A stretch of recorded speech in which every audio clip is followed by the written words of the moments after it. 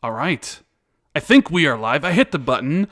What is going on, everybody? This is Randolph Thor 19, the man with the million, with probably a very, very huge and special Xbox 2 podcast.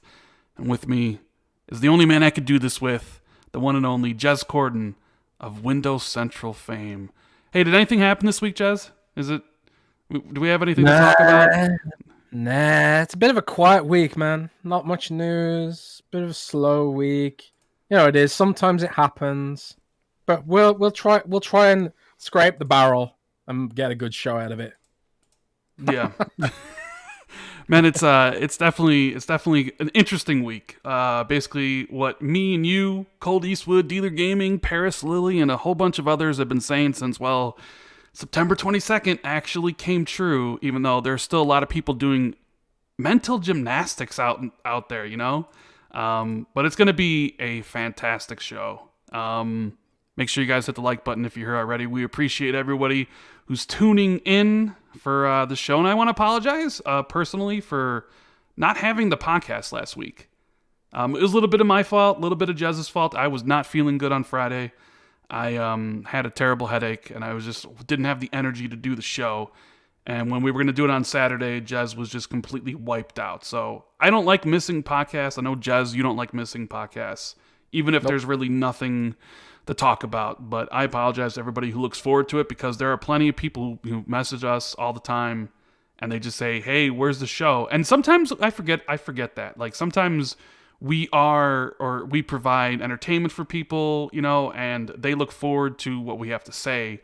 So I apologize. Me and Jez will try to do our best to do as many shows as possible, but sometimes, you know, especially with the time zone difference, it can be a little bit difficult. And I see Letha Papa in chat says Rand was sleeping. I actually wasn't sleeping. I was up because, you know, I had to pay my respects to community member that is no longer with us, iDizzy.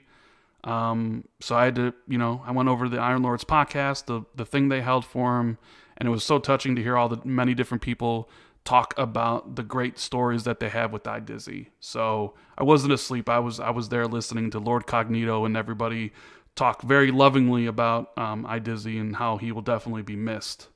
So yeah, sorry for missing the show. We'll do our best to move forward.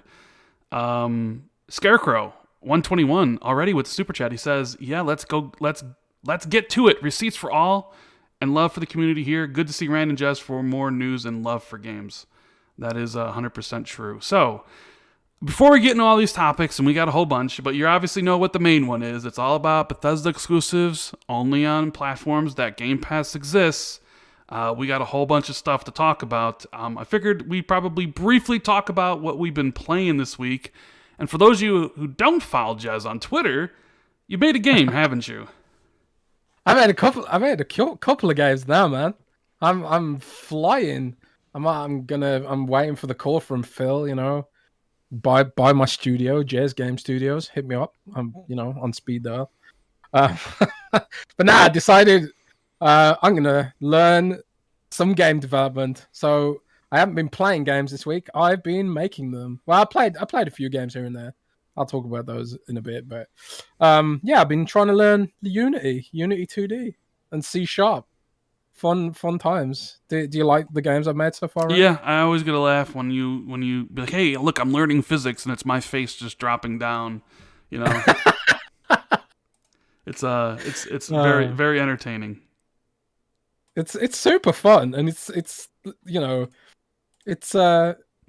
there's a cheap course on Udemy that I'm using. That's not sponsored, by the way. It was like $20 or something, $15, something like that. And I actually bought it ages ago, but like recently a friend of mine was like, "Why don't you just do it?" And I was like, "Yeah, you know what? Yeah, I'm gonna do it. I got the time. I'm gonna do it." So just started learning and going well. Done a whole bunch of courses. Programming is quite complicated, but it's fun. It's a lot of fun. So who knows? Maybe in 5 years I'll release a game and you can all play it. Who knows? But other than that, man, I ain't really been playing very much. Bit of Overwatch here and there. I was gonna play Prey again, but they announced today it's getting an FPS boost, so I think I might wait. Yeah, they did. They Um, didn't. Well, we'll talk about that a little bit later. I was yeah, kind of. There are some games I want to play in my backlog, but ever since FPS boost was announced, that I know games are like 30. I'm sitting here like, do I wait and see if it gets a yeah, boost? You know what I mean? yeah, exactly. It's pretty. It's pretty So I'm cool. like that with Prey now. It's pretty Even cool within, technology. I gotta yeah, say. we'll talk about that later. Um, but yeah, that's pretty much all I've been doing this week. Just bit of game dev, bit of quote unquote, but game dev, I should say. I mean, by no means a game dev. I just messing around with Unity and rock and roll. Chilling, working. So Yeah. Shout out to what have you Chaos been Mite. playing? Well, first, Oh, gotta give shout out to Chaos Mite. He says, continue doing great work. Hit that like button and go Team Green. Yeah, a lot of people super excited about the future of Xbox today. Like people were really excited about the future of Xbox when Bethesda was purchased. Like I remember the excitement. It was like electricity running through the Xbox community. People were so excited. Like, man, we have all these studios, and now we have Bethesda, and they make great games. It's gonna be great, crazy. All these games in Game Pass, and then like the hype sort of died down. They really couldn't talk about what their plans were, even though like Phil Spencer was pretty much being like, yeah, we don't need to put these games anywhere else, to make our money back, even though everybody was like, hey, you need to put these on PlayStation because you're not going to make your money back. You can't just abandon all these people. And it's just like, fam, I don't think you understand what Microsoft and Xbox's business plan is, but okay, fair enough. But the excitement's kind of surged back in because of everything that happened today. Even though I will say I was a little bit harsh on Tuesday's PR, but we'll talk about that in a minute because I'm going to briefly go over what I've been playing. And this is going to give a shout out to amazing friends that I have, both also YouTube content creators. One, Lord Cognito, who runs the Iron Lords podcast. Their show on last Sunday with Jason Ronald was incredible. Jez, you saw some of the quotes from there about how he said that Lord Addict asked him what game he was hyped for the most, and he said not every, the game that he's most hyped for isn't even announced for this year yet, right? Kind of leading yeah, into what you had reported on the Xbox 2 not that long ago about how Xbox yeah. has some I got unannounced games. I got a feeling I know what he's talking about, but Yeah. I'll have to wait and see. So, and then there's Gaming Forte. I was on his podcast last night, DPS, with Slow-Mo Backslap and Brap, and we had a great discussion about all this stuff. And Cognito and Forte bullied me into starting Destiny 2 on the Series X, Jez. They literally bullied me into playing it. Like, they just would not stop talking about it. And I had promised Cognito I would play it at some point. Like, I had promised him before the Series X came out, and if it got a boost, that I would play it. And they basically kind of just tag teamed, and even Forte is like, I'll leave my clan and join the Iron Lords podcast. And once he had said that, Cognito was just like all nonstop. So shout out to those guys. They ran me through old ass Destiny content. So we played through Destiny 2 Forsaken, and it took only a few hours. And they're like, we wouldn't do this for anybody else, essentially. So I appreciate it. It was a lot of fun. And this will be the only time publicly I'll admit that playing Destiny is fun because kind of what I've been saying. But no, it plays extremely well at 60 frames per second. Like, I don't understand how anybody can like 30 frames. Like, honestly, 30 frames is literally disgusting at this point to me. And Pretty filmic, though. it was weird going from Destiny 2 and then playing. I did a playthrough of the Dark Pictures anthology, Little Hope, which was the newer Dark Pictures game, and it was like that was 30 frames, and I still enjoyed it, but it's like, oh man, these 30 frames games hurts my soul. For anybody listening, if you like those the Dark Pictures games, the Telltale style, walking sim, like adventure games, like I actually really liked Little Hope, and there was rumors that whole franchise was supposed to be Silent Hill, like a Silent Hill reboot. I could totally see it, Jez, because in this Little Hope game, you're stranded in a town. The town is like deserted. It's all at night. the town's surrounded by a fog, and when you walk into a fog, you basically start where you just entered the fog, and it's got really psychological things going on to the point where when I was playing it, I was like, yeah, I could see how this could have been a Silent Hill prototype or something that they just turned into its own game. I actually liked it better than Man of Medan. But it was like a 4-hour experience. So yeah. So shout out to Cognito and Forte for running me through Destiny 2. We still got to go through Shadowkeep. We still got to go through Beyond Light, and they want to do the raids with me. So we will do that. So shout out to Tim Chimney with the super chat. He says UWU. Jazz uses that all the time too. UWU. I have no idea what that means. No. It's pronounced uwu.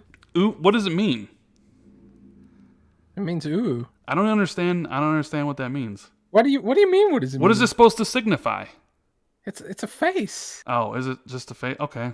It's a cute. Thanks for the anime face. Okay, thanks for the anime. I'm not an anime guy. I don't know what any of this stuff means. Jez will do that stuff in DMs. I'm like, I don't know what any of this means. Game Pass Dad.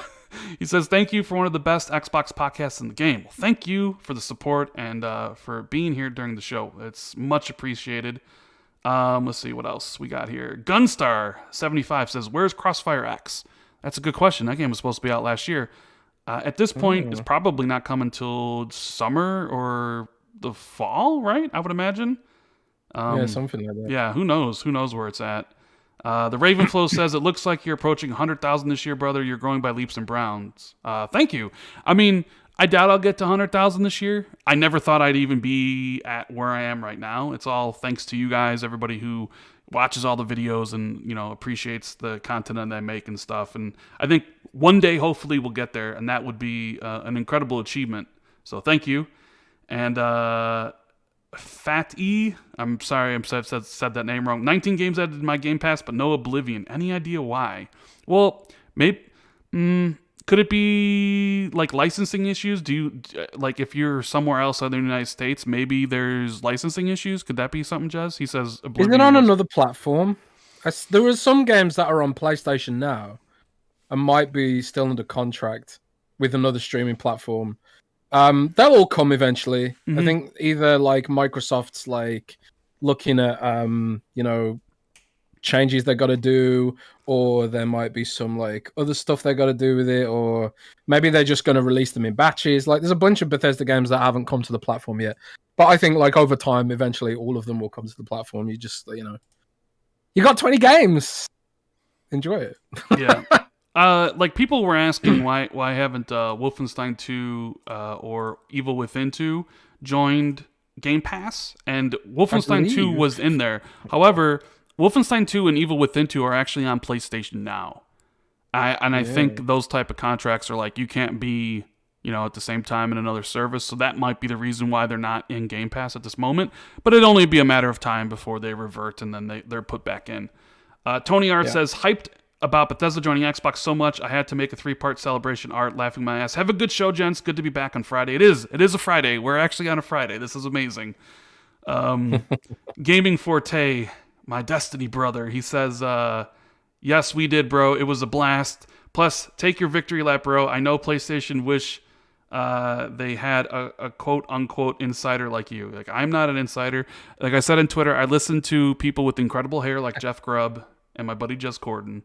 I'm just a dude with a YouTube channel. No, your hair is great too. You know what I mean? Thank you. We have 2 new members. John G, thank you for hitting the join button, as well as Saint Turv. I appreciate all the support and enjoy the emotes. You guys are amazing. And Furious Joy says, Jez, any chance the game you're working on is going to be on Game Pass in the future? Keep up the great work, guys. Hell yeah. It's going to be on Game Pass. It's going to be exclusive. It's going to be MMO where you play as Rand, being the world's greatest insider. Yeah, okay, sure. That's my... Sure. Sin Vendetta says, Rand, you're fine with your subscribers, but just don't let Zalker pass you. Lol. Well, I mean, it's kind of hard to have a channel that's dead pass you. So, it's not, Zucker's amazing. He's a great friend. We always just give each other crap. So I know people will be like, man, Rand and Zucker hate each other. Nah, that's not. That's just us being friends. That's what we do. And Gunstar says 1,000 viewers with the little face with the hearts. So yeah, I guess we have 1,000 people watching already. If you're enjoying the show, make sure you hit the like button.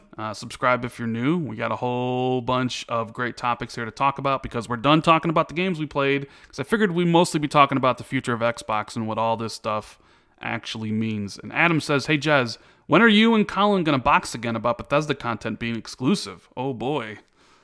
Oh, man. We never boxed. He didn't even acknowledge my tweet. But I was thinking, like, man, it's going to look stupid if I'm wrong now.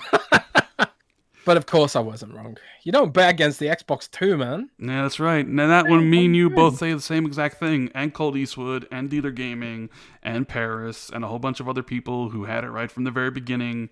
I understand people maybe not like, oh man, Xbox always makes mistakes, so they'll make another mistake here. And it's like, fair enough. I mean, they did almost double the price of Xbox Live Gold at one point, to which we all were like, really, Microsoft? Are you about to do this? Like, you sure you want to? Like, come on, you know? That whole thing was so weird.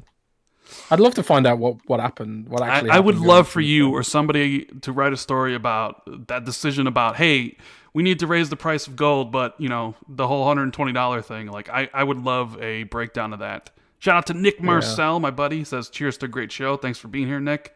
And Chaos Might, also becoming the newest member. Appreciate all the support. Question mark. He even has a question. Now the real question starts, what studio is next? It's never enough, is it, Jez? Like, Bethesda officially welcome to the family, and already people are like, okay, what's the next publisher Xbox is buying? It's never enough. And this is wonderful because before just a couple years ago, 3 years ago, well, not even 3 years ago, Xbox had 5 studios, 6. It was 343, The Coalition, Rare, Turn 10, and Mojang. They just had 5 studios making games. And in the course of 4 years, they've turned 5 studios into 23, with a lot of those studios actually having multiple teams. Like, Playground's got 2 studios, Arcane has 2 studios, Obsidian has like 3 or 4 different teams working on projects. Hellblade, or like Ninja Theory has a couple, so it's like, you basically went from like nothing to an overabundance of creative studios, which is absolutely incredible, isn't it? Yeah, it is amazing. Just like, it's all about execution at this point. And, yep. I don't think there's anything to worry about anymore. It's weird, man. Because like it felt like Xbox was on the back foot for so long. And you just doesn't feel like that anymore. It's still kind of sinking in, I guess, in some ways. They even have like capable mobile game dev studios now. And that's one thing that that's one unicorn that Microsoft's chased for so long and only really had Minecraft and I guess Solitaire to speak of. Like, they missed the mobile market so hard and they only really had a foothold in it because they bought Minecraft. And now they've got like Fallout Shelter, Elder Scrolls Blades, Elder Scrolls Legends as well, and those studios are capable mobile devs. So it's exciting. It's exciting for gaming at Microsoft right now. Very exciting. John BX32 says, but Minecraft, they have to make back that $7.5 billion. Phil hates exclusive. It's almost as if these arguments never made any sense. Of course they never made any sense. Geez, there's so much here. T8 or TB says, just for old time's sakes, will Bethesda games be exclusive? How many times did me and you have to answer that question during the course of these last few months? And we're like, yes, like, of course they will be. And then every single time, and the funny thing about it is, I think a lot of it stems from just the media, a lot of industry pundits being completely out of touch with what Microsoft's vision is and what they're trying to achieve. Like, I don't want to call out certain outlets, but like, there are some pretty big outlets out there that honestly have no clue about Xbox and what they're doing because, they're PlayStation fans, which nothing wrong with that. I love PlayStation. I like the games that they make. I have a PlayStation 5. I bought it day one. Really excited about all the content they're going to be putting out this gen. But if you really are only interested in PlayStation stuff and you have a cursory knowledge of what Xbox is doing and what their plans are, don't speak on it like you know what you're talking about, please. There's too many people out there that speak with that like clear language, like they know what they're talking about. And anytime someone's like talked about, well, no, Bethesda, well, no, there's 0% chance the games will be exclusive because they need to make their money back, and you can't just abandon the PlayStation Nation like that and all this different stuff. And I'm like, do you understand what Microsoft's business motivation is at this point in time? This isn't 2013. This isn't about selling consoles. This isn't about like selling a unit of a game. Like, it's more than that, and these people just don't understand. And it's supposed to be like, these are people you're supposed to look up to because they're supposed to be industry like figureheads in the media. Like, you think they're supposed to be well informed when you realize they're not any smarter than you are. In fact, in a lot of cases, we're smarter than them. I mean, it's kind of crazy. It's I think part of it is like a lot of the sort of veteran game journalists and pundits and stuff, they don't want to. It's almost like they don't want to see how the industry's changed. Like the fact that like Roblox, for example, the whole industry ignored Roblox for years and years and years and years. Like, you never see articles about Roblox news or nothing like that. Roblox was just valuated at like $40 billion. It's bigger than EA, Activision, some other companies combined. Now, doesn't that just kind of say to you that there's a whole massive industry out there that traditional game journalists and game pundits and YouTubers and stuff, they don't even want to talk about? That's the kind of market that Microsoft's going for with xCloud. And, the industry is just different now. And you can either get with the times and get with the ride, or you can get left behind. And a lot of the pundits are getting left behind. Yeah, they certainly are. T. Tucker has a super chat, and this applies to you, Jez. Evening, gents. Any reviews on the new headset? You have the new headset. You tweeted about it. I'm actually using it and he's using it right now during this podcast. Imagine that. Yeah, not for the microphone, mind. Just for the audio, so I can hear around. But I can't talk about anything to do with the headset until next week. So look out for my review. I am testing it extensively, and sometimes I wonder if there are many. I don't think there are many people out there who have used as many Xbox headphones as me. I literally have. I could build a house out of all the boxes I've got of Xbox headsets. So I'll be testing it extensively against similarly priced headsets in the $100 range. So look out for that next week. Other than that, I can't talk about it. Sorry. Can't talk about it. I got mine pre-ordered from Best Buy, hopefully coming on the 19th because they couldn't get it to me day one. Looking forward to seeing how the quality is for $100. John G says we wouldn't be happy till they have them all. Pretty much the truth. Craig Jackson says, is it true Starfield has been in dev for PlayStation for several years? Any chance it gets put on PS5? Well, okay, so a lot of game development this day isn't like how it was back during the 360 PS2 era, all that stuff where like there was a lead platform for development. Most development these days is basically just it's built onto PC and then ported. Like, I don't think a lot of people realize basically the PS5 and the Series X and the Series S are just PCs in a box with some custom stuff that Microsoft and Sony does. It's x86 architecture. So Starfield's been in dev for a long time, not necessarily in dev for PlayStation. And any chance it gets put on PS5, okay, this is my prediction. You can clip it, whatever. Starfield will be 100% exclusive to Xbox when it launches. Now, I think it's coming this year. I've been riding this train this whole time. Starfield's exclusive, and it's launching this holiday, whether it's October or December, and I feel that Xbox is going to have a pretty lethal 1-2-3 punch, maybe even 1-2-3-4 punch, right? I personally believe, and it's my prediction, that Halo Infinite will launch in November. September-ish, Forza Horizon 5 will come out. October, Starfield. And then in November, Ubisoft Plus heads to Game Pass, so all of Ubisoft games will be in Game Pass. Then Microsoft potentially will have co-marketing for Battlefield 6, because I'm assuming Call of Duty will have marketing with PlayStation.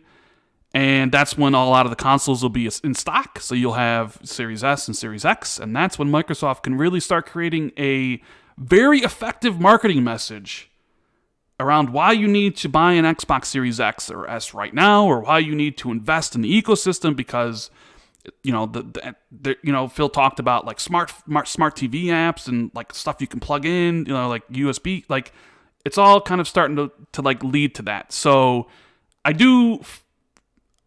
yes, I believe Starfield is only going to be on Xbox, and I think it's coming this year. But those are just my predictions. What do you think, Jez? I follow your predictions. I don't think Starfield comes out on any other platform.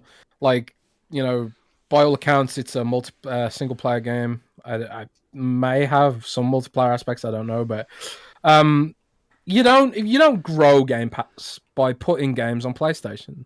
And if the play is Game Pass, why would you put it on PlayStation just to give Sony a cut of that success? I don't get it. It makes no sense to put any of the upcoming games on PlayStation. Like, it really doesn't, So that would be my prediction as well, that we won't see Starfield on PlayStation unless, which we'll talk about later, is some form of Game Pass on PlayStation, which is something that I've been considering more and more lately. So interesting.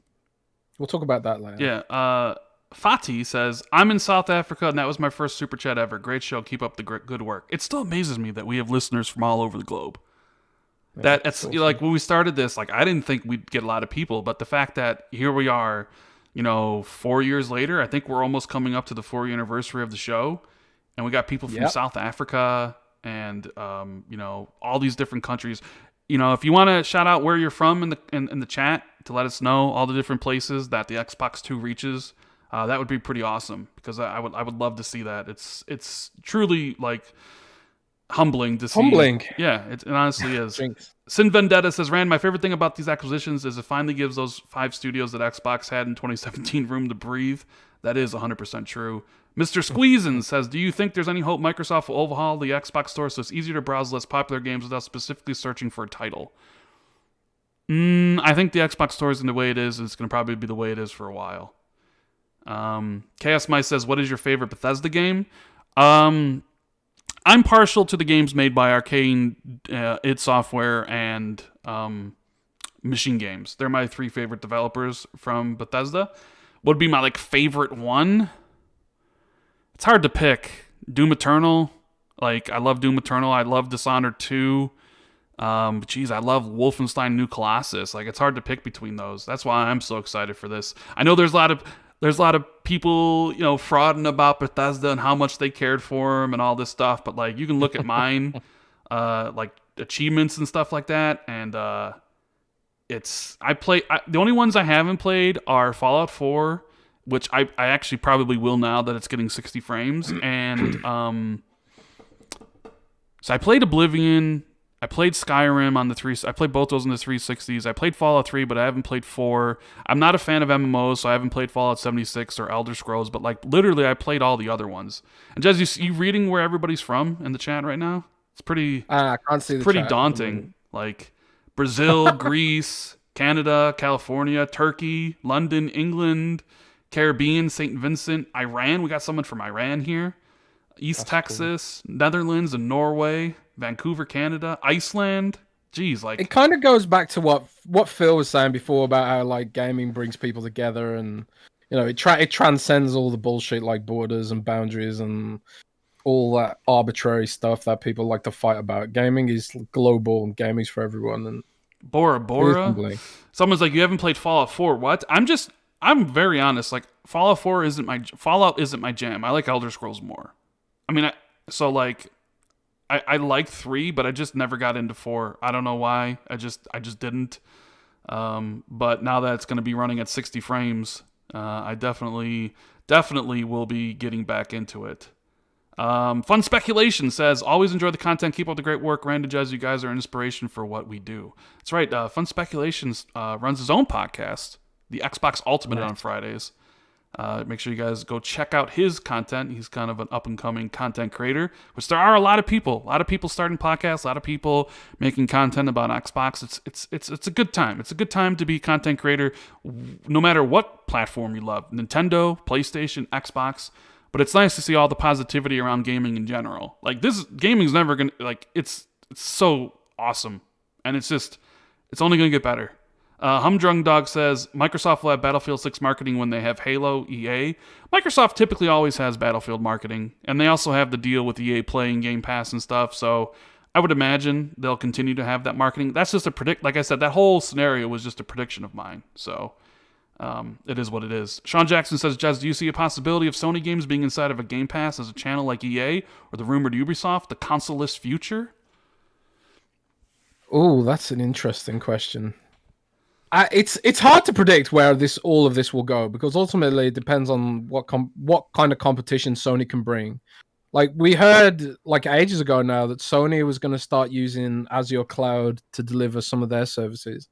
So like, is there a future where like PlayStation Now and xCloud compete directly, even though like PlayStation's in the Azure Cloud? Because that is literally what the situation with Amazon Prime and Netflix, for example. Netflix pays Amazon for the cloud, but Amazon Prime competes with Netflix at the same time. So it's that kind of dynamic. And I think like, anything could happen in that space. But I still think there's problems with game streaming that need to be solved, like the ergonomics, UI scaling, connectivity, all that sort of stuff needs to be solved first. But it's like, I remember being a kid, man, and like hitting up LimeWire and trying to download like Limp Bizkit tracks, and it take like all day to download an album. I mean, well, I didn't. I would never pirate anything, but I heard that people did that, and it took all day. And now we can like stream a 4K video to any device like it's nothing.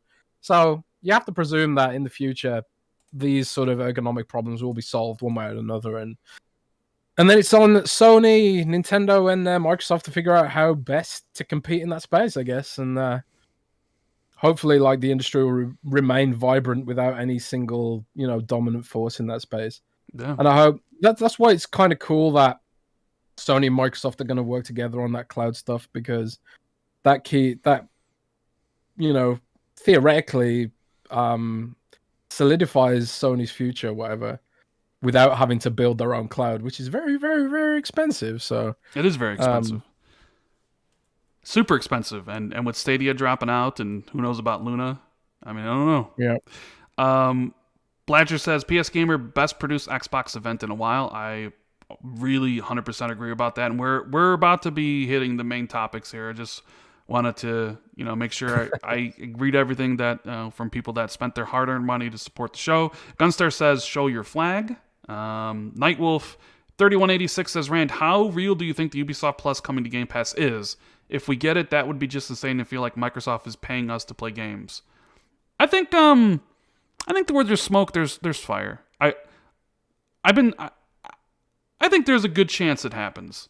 I mean, I'm not saying it will, but I put the probability leaning more towards it happening than not happening. I mean, this is something we heard about like last year, right, Jez? You've even talked about this on the podcast, and many different articles sourced you. This isn't like it's sort of new. It's something that we've been kind of talking about for a while. Yeah, it's the plan. It's the plan for like as many publishers as possible to be in Microsoft's cloud, because let's face it, there's only like really Amazon and Google, and basically only Amazon and Google, and maybe like some weird companies like Oracle who can like actually deliver a cloud platform robust enough for this kind of content, at least right now. Technology is always changing and stuff like that, and maybe in the future streaming won't be so intensive and anyone will be able to do it. I don't know. We don't know what's going to happen in the future when it comes to tech. You just can't predict it. But at least as of right now, Microsoft is a very dominant player. Projections suggest that it could overtake Amazon in the next few years as the world's biggest cloud provider.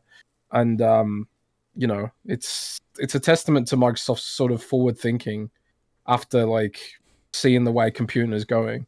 They totally screwed up mobile. They sure did. we all we all know that. Well, yeah, you definitely. Yeah, we know your love for the Windows Phone. So Man, yeah. I was actually like looking for my Windows Phone earlier and thinking like I could like deploy this Unity game to my Windows Phone through UWP, like even now. So yeah, some part of me just can't let it go for some reason. But yeah, they nailed all the cloud stuff. So Microsoft is well positioned for whatever the gaming future looks like. And as we can see from like Roblox and stuff like that, there's a huge amount of disruption going on, especially in the mobile space. What that looks like for core gaming, very cleverly, is lots of cool games to play no matter where you are, because we always have to remember that the cloud for Microsoft is made of Xbox consoles. So they'll always be able to package that hardware and sell it as a local boxed copy. You're just basically running your own cloud server at home. Yeah. And that's a very clever way Microsoft tied all that together. So like we can, honor the past and stuff, and people will be able to have local consoles forever because they're basically just local, cloud PCs or whatever. And then if you don't want to own a console, you'll be able to stream it from the cloud. I mean, it's the ultimate best of all worlds kind of scenario, which Google was trying to get rid of. Google was trying to make it cloud only, but because of xCloud, it means that we can potentially get both. So Right. Zankazo, sorry if I said your name wrong. He says Dominican Republic here. Fist. It's amazing that nice. these where everybody's from. Adam says sequels of franchises can't be exclusive. Dead Rising 3 and Final Fantasy 16 say hi. Okay. My chat's all messed up right now. Urban Ninja says, what about Bethesda Cloud Tech? Yeah, Orion. That was a big part of this deal. That'd probably be kind of factored in or melded into like xCloud, right, Jazz? It's a big part of that. Yeah, one of I'm not sure his exact job position, but one of GameStack's lead project managers used to be at id Software doing the id Tech engine. So it really is a match made in heaven. And do they like Gabe Newell used Doom and the id Tech engine to improve Windows' ability to deliver games back in the day, back when Gabe was at Microsoft. So it really is like it is a bit of a homecoming in a way. Like Microsoft and id, and they've got like this, and obviously Bethesda with Morrowind on Xbox and the other Elder Scrolls games on Windows. Like there is like a sort of there's just a common history and a shared lineage. And there was also that I'm sure there was an article that talked about how Robert Altman, who recently passed away, he wanted Microsoft specifically for Bethesda.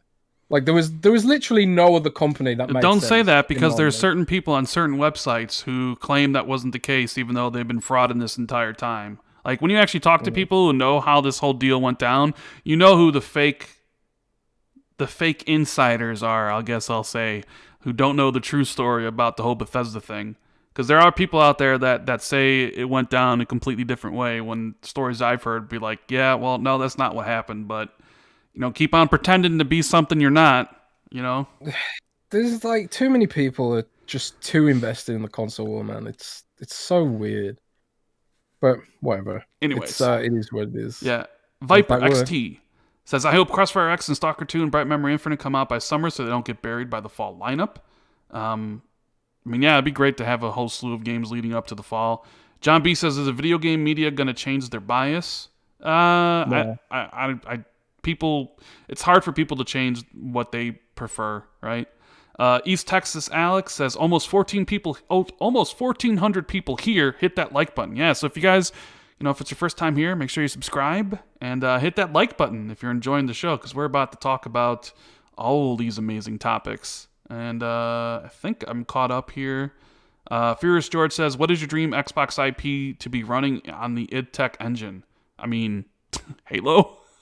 Can you imagine Halo on id Tech? Oh, man. Man. So that would be mine. I know, I don't know. Gears is kind of, basically the poster child for Unreal. I know that's Jed's favorite franchise, but I mean, I don't know, like maybe like what if Avowed was or Fable was, like, ooh man, it'd be great. But we appreciate. It's so cool thinking about the id Tech Yeah, engine too, and because sorry, go on. well, I was gonna say we're gonna be, because that's actually a topic. We'll talk about Okay. the id Tech stuff, but we appreciate all the support, all the new members, and all the super chats. It means a lot. But all right, now it's time to dive into the big topics. And I want to actually do a fun one before we actually get into the Phil Spencer exclusive Xbox Bethesda roundtable, because we weren't here last week. And this is going to be a fun topic because Windows Central's Miles, how do you say his last name? Is it Don Pierre? How do you say Miles' last name? I don't know. You don't even know. Anyways, Miles from Windows Central, and as well as myself, Wow. we also put out videos. I wanted to talk a little briefly about Phil Spencer's shelf, Jez.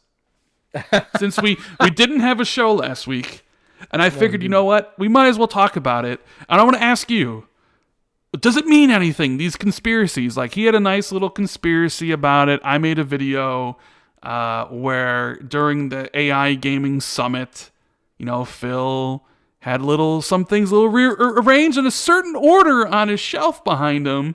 There was the Kojima Luden statue, which, stands for the Kojima Productions, right next to a brightly lit Xbox logo that had people wondering if that meant anything. You had the Ubisoft Watch Dogs Legion's skull from the Collector's Edition up at the top. You had a Sekiro Game of the Year Edition case. You had a Nintendo Switch as well.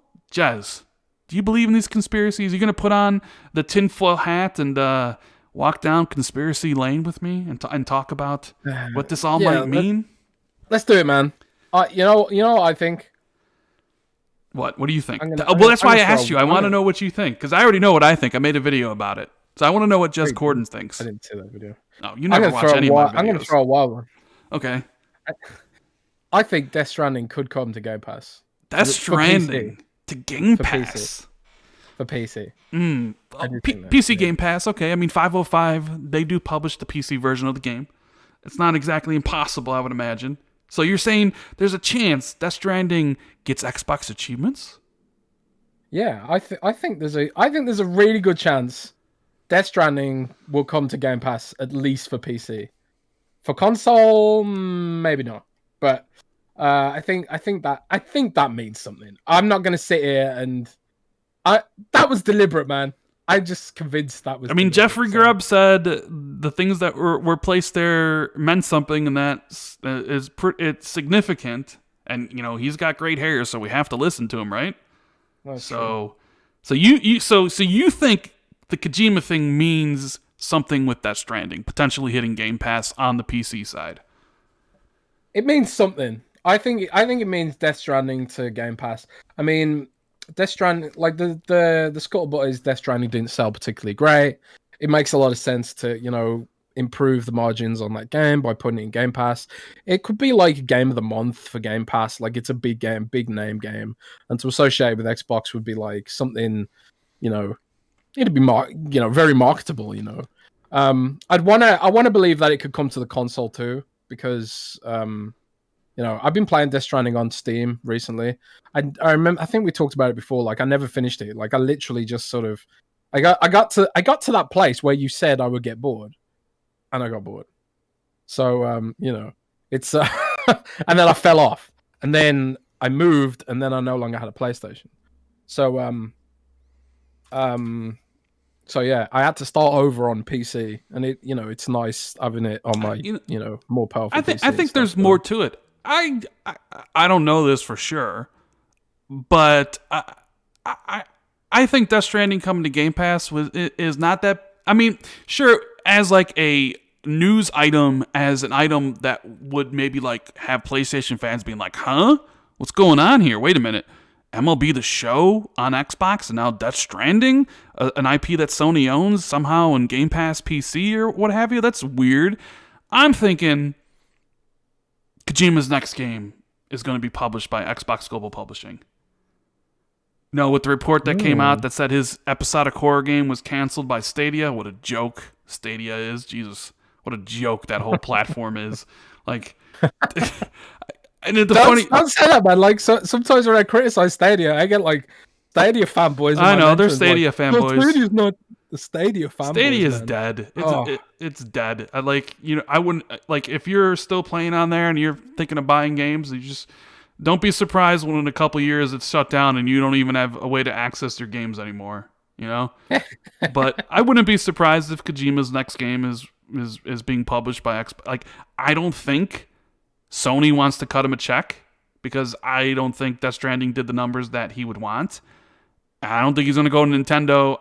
Clearly, Stadia was an option, but that door's closed. So maybe, Epic cuts him a check. It's possible. They are publishing games now.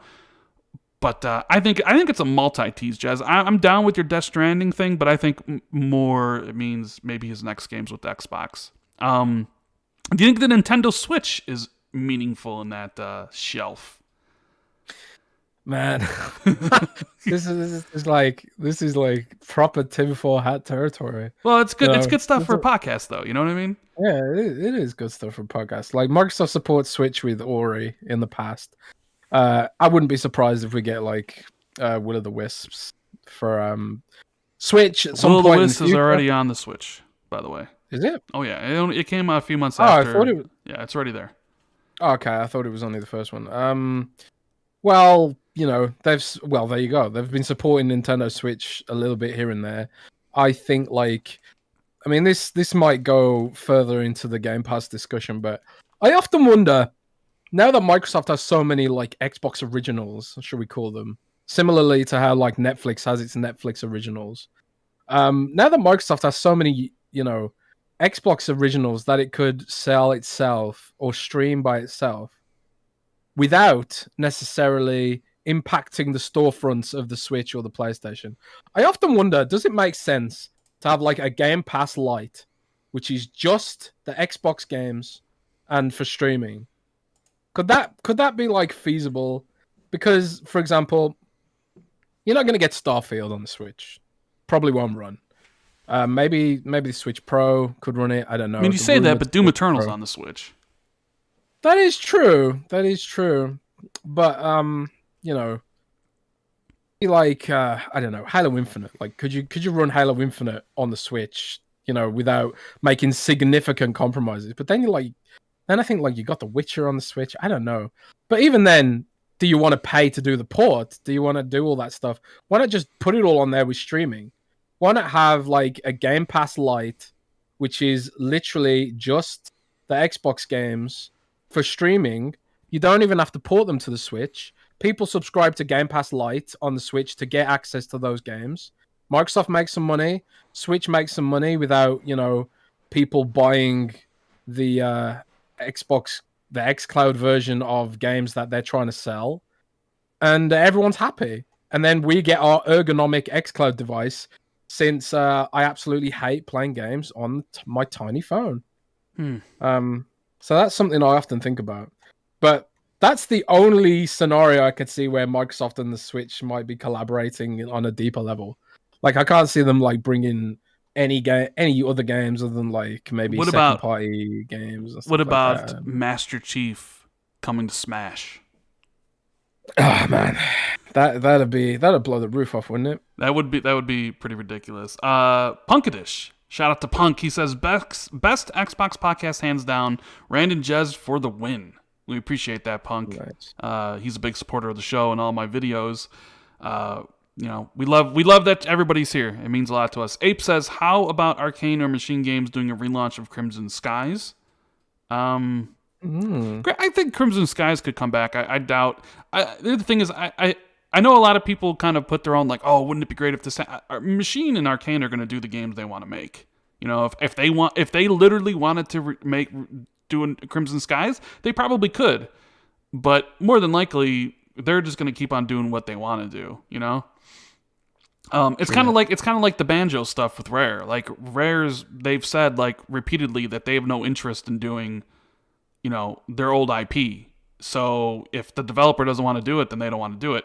Viper says, what info do you think Techland is going to reveal March 17th about Dying Light 2? Yeah, there is a lot of bad info or bad news about the Techland development and all that stuff. Mm. Maybe they show off what the game is now and how it's been, and maybe we get a release date or something. I mean, who knows with that. The friendly neighborhood blue shell says, Rand, you are my favorite insider who says he's not an insider. You're just a person who happens to have a good number of connections on the inside. Yeah, you don't ever hear me. I'm not an insider. You don't ever hear me say that. And shout out to Ocean Man for becoming the newest channel member of the channel. We appreciate it. So, really quickly, I guess like the other two things I wanted to, the Watch Dogs Legion thing. I think it means Watch Dogs Legion is coming to Game Pass, but in a deeper level, I think it's kind of hinting at that Ubisoft Plus coming to Game Pass at the end of the year. And the Sekiro Game of the Year thing, I think Sekiro is going to come to Game Pass soon, which would be, I wouldn't say historic, but significant because that would mark the first Activision game actually hitting Game Pass if that does happen. So those are what I think. I do agree with Jeff Grubb. I think those teases were intentional because Phil Spencer is a smart man. He knew he put you're going on stream and you have a Kojima Ludensdahl next to an Xbox logo. You know people are going to notice that and they're going to speculate about what it could mean. He's a very, very smart man. They've teased stuff before. It means something. Is Phil's shelf like modern day poetry? I mean, I don't know, but it's great. Now, I think we've kind of gone long enough. We've talked about a whole bunch of different stuff, but now we need to start the show proper. If you guys are enjoying it, make sure you hit the like button, subscribe, notification bell. All right, so let's just talk about this Xbox Bethesda roundtable where they spent an hour and 12 minutes. It was exactly what I said it would be in my video, my little prediction video. Phil Spencer, Todd Howard, Aaron Greenberg, Sarah Bond, Matt Booty, they were all there. It was emceed by Pete Hines, and he did a really excellent job hosting the show. And, they showed some videos about, like, the studios that were joining, their history, what it meant for them. It was one of the best pieces of Xbox PR media that they've put together in a long time. And the trailer that they showed at the end with, the Bethesda icons joining the Xbox icons was honestly one of probably the best Xbox trailer they've put together in I don't know how long. Like, kudos to everybody on the marketing team, everybody who had a hand putting that together. Like, I watched the hour and 20 minutes of it, and I wasn't bored once because I like learning about the development studios. And it was funny because we got the answer everyone's looking for right away with the exclusivity stuff. So, without diving into the exclusivity stuff, Jez, because we're going to talk about that in just a second, what did you think of the overall package of what they did yesterday? The show was the format was perfect. Like, for so long, we've just sort of had this sort of expectation that an Xbox Live show is going to be either like kind of weird or drawn out or maybe even a little bit cringe here and there. But this was just like raw content. Sort of like there was very little sort of it didn't feel forced, it was like it was just it felt so natural and so nice and I guess the key takeaway is that it was vastly better than a lot of their other shows that they've done recently. Not really recently, but like in the past, we should say. And it kind of sets expectations a little bit higher for maybe the next shows and stuff like that. But yeah, I thought the show was like really well done. Pete Hines is a natural at that stuff. Bethesda have done similar formats at their end for some of their shows in the past. So yeah, I thought it was great, and I look forward to the next one now. Yeah, the next one indeed. Viper says my prediction is Halo Infinite free-to-play multiplayer going to Switch as the tease. Possible. That's a pretty good Chaotic Kong says Zombie Fred expects to hear the word Kong. But yeah, it was extremely well put together show, like, honestly. But like the thing everybody like here's the I'm sick of talking about the Bethesda stuff and the exclusivity because we've been talking about it since September, and the discussion is always like tiring because you can never really convince somebody else. And we were always waiting for like a definitive answer. And I was just hoping they would come out and just put their foot down and be like, okay, we don't need to speculate about this stuff anymore. And I was a little bit worried on Tuesday. I mean, I still held firm in my belief of, the majority of all the games would be exclusive, because like Phil Spencer, they put out that PR on Tuesday and they said that, some games would be exclusive, right? And the internet blew up. Everybody was like, oh, what does this mean? And I said, you know what? This isn't really good PR or messaging, because anybody can interpret that any which way they want. It could be a small number of exclusives. It could mean a large number of exclusives. Nobody knows. Nobody's right or wrong. And it just continues this campaign of just, of people thinking they're right. You had PlayStation fans hyping it up with like, told you, all the games are coming, to PS5 day one, right? And of course, then they look silly 2 days later when the egg is on their face. So I really appreciate the crystal clear message that Phil delivered here, and I'm going to read it again just because it's Phil. And if you watch Phil deliver it, you can see his body language. He's like, I want this to be over with. This is what we're doing. And just the way he says it, like, there's no wiggle room in this statement whatsoever. I don't understand why you have outlets like IGN being like, we still don't know what's going on. Like, do you know how to read? Do you have, like, did you fail reading comprehension? Like, I think what they want is they want Phil to come out and be like, list the games and be like, Starfield exclusive, Wolfenstein 3 exclusive. They just want him to come out and literally list the games and say if they're exclusive or not. So, this is the quote. He says, so obviously I can't sit here and say every Bethesda game is exclusive, because we know that's not true. There are contractual obligations that we're going to see through, as we always do in every one of these instances. We have games that exist on other platforms, and we're going to support those games on the platforms that they are on. There are communities of players. We love those players, and we're going to invest in them. And even in the future, there might be things that have either contractual things or legacy on different platforms that will go due. But if you're an Xbox customer, so this is speaking to everybody who watches and listens to this podcast or watches my videos or reads Jez articles or the tweets online, right? And Phil even says he watches the podcast, which I'm like, does he watch the Xbox too, Jez? Because if he does, I feel a little embarrassed sometimes, because, sometimes it gets a little spicy and we go on trolls and stuff. Like, I mean, I don't know. It'd be crazy if he watches the X. We should get him on the Xbox too. Wouldn't it be cool to have Phil on Xbox too? It would be cool. It would be cool. Yeah, but I'm just a YouTuber. Nobody cares about YouTubers. I'm not a journalist like Jez Corden or other people. But if you're listening, hi Phil. Really appreciate the clarification. I know I was a little bit critical in my video on Tuesday, but it's all about constructive criticism. I just want everything to be clear.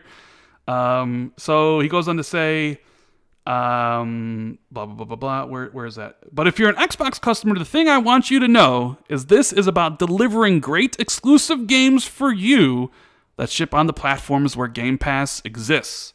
And that's our goal. That's why we're doing this. That's the root of this partnership we're building. And the creative capability we will be able to bring to market for our Xbox customers is going to be the best it has ever been for Xbox.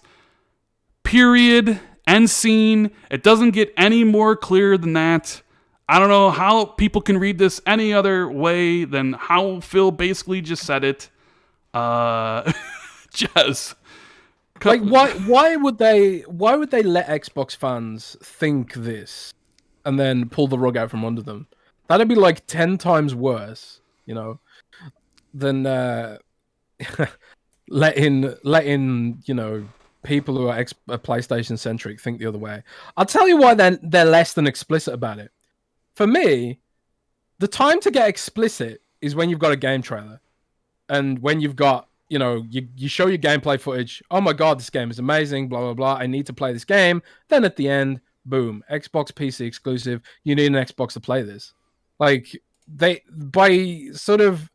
don't even consider it to be vague, but to give people the slightest option for doubt keeps them in the conversation. So I think it was very, very clever messaging that sort of explains the facts to people who are willing to see the facts, but for the people who aren't willing to see the facts, it keeps them in the conversation, So when Microsoft does drop the trailer for Starfield and it does say exclusive, as we expect, then they'll feel more compelled to get a Xbox or PC, and they'll really get the message that Xbox is serious. They are serious about this. This isn't like the Xbox One generation. This isn't the Terry Myerson Xbox. This isn't the Don Matrick Xbox. This is the full blown backing of $1 trillion corporation Xbox, where they are going to town to deliver massive exclusives exclusively for Windows and for Xbox and any platform that has Xbox Game Pass. So I think it was very smart messaging overall, but there is no room for doubt. And as I said before, don't bet against Xbox 2.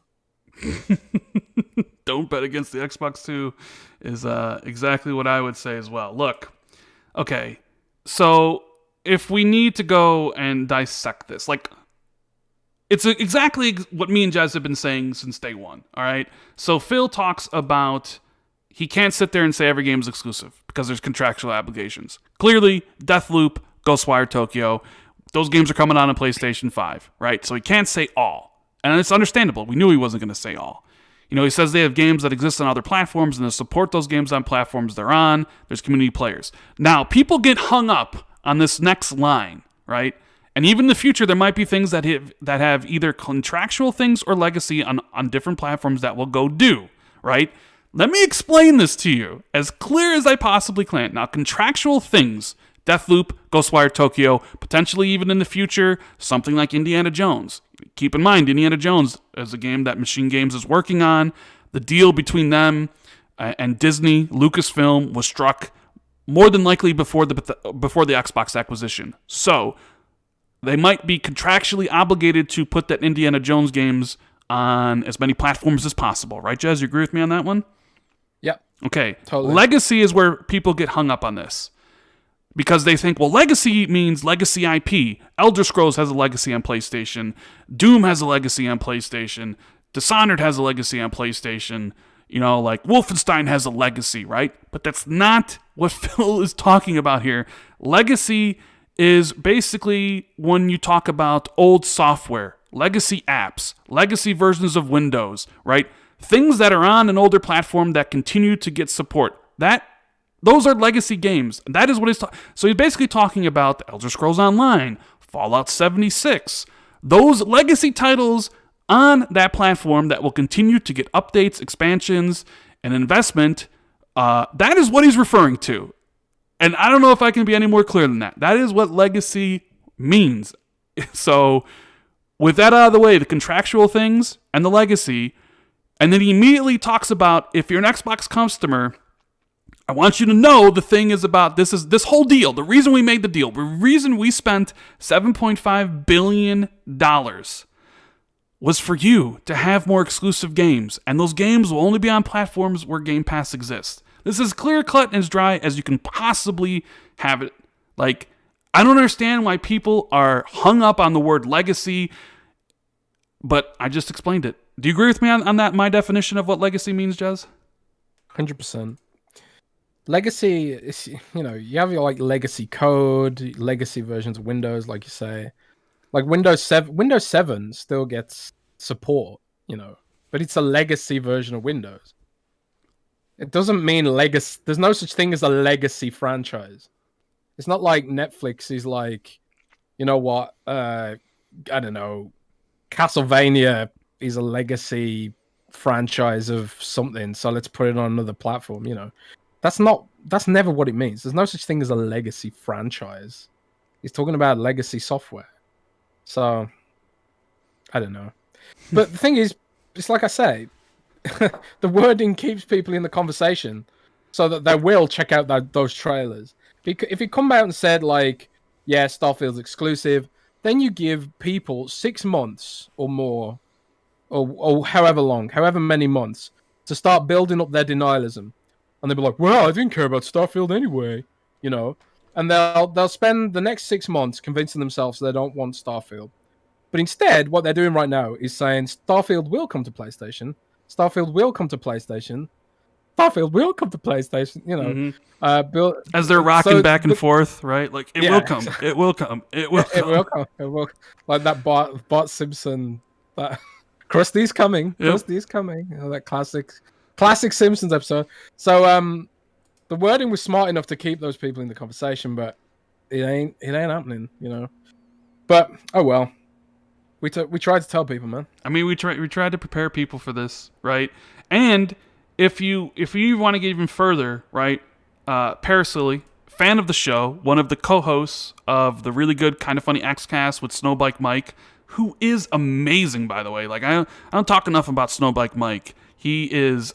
I usually check out his Twitch channel. I don't even say anything when I watch him play, but he's the host of the Kind of Funny Xcast. He recently was on also Windows Central's Chatterday with Miles, right? Awesome dude. Phil responded to Paris. I don't know if you saw this, Jez, right? I did see this. So let me bring up the tweet here from Phil, because it basically validates everything we've been saying, because we've been saying exactly what Paris has been saying on the Kind of Funny Xcast. So let's see here. Let me find it. Phil doesn't tweet a lot, so it shouldn't be that hard. All right. So Paris says, Xbox and Bethesda is doing exactly what I said they should do on Xcast with this round table, right? And Phil Spencer replied to him and said, it did make me laugh listening to your recording and knowing that you nailed our plan. Always learning from Paris. And I know this really pissed off a lot of people, but if you have any doubt of what me and Jez are talking about here, I mean, Paris has been saying the same thing.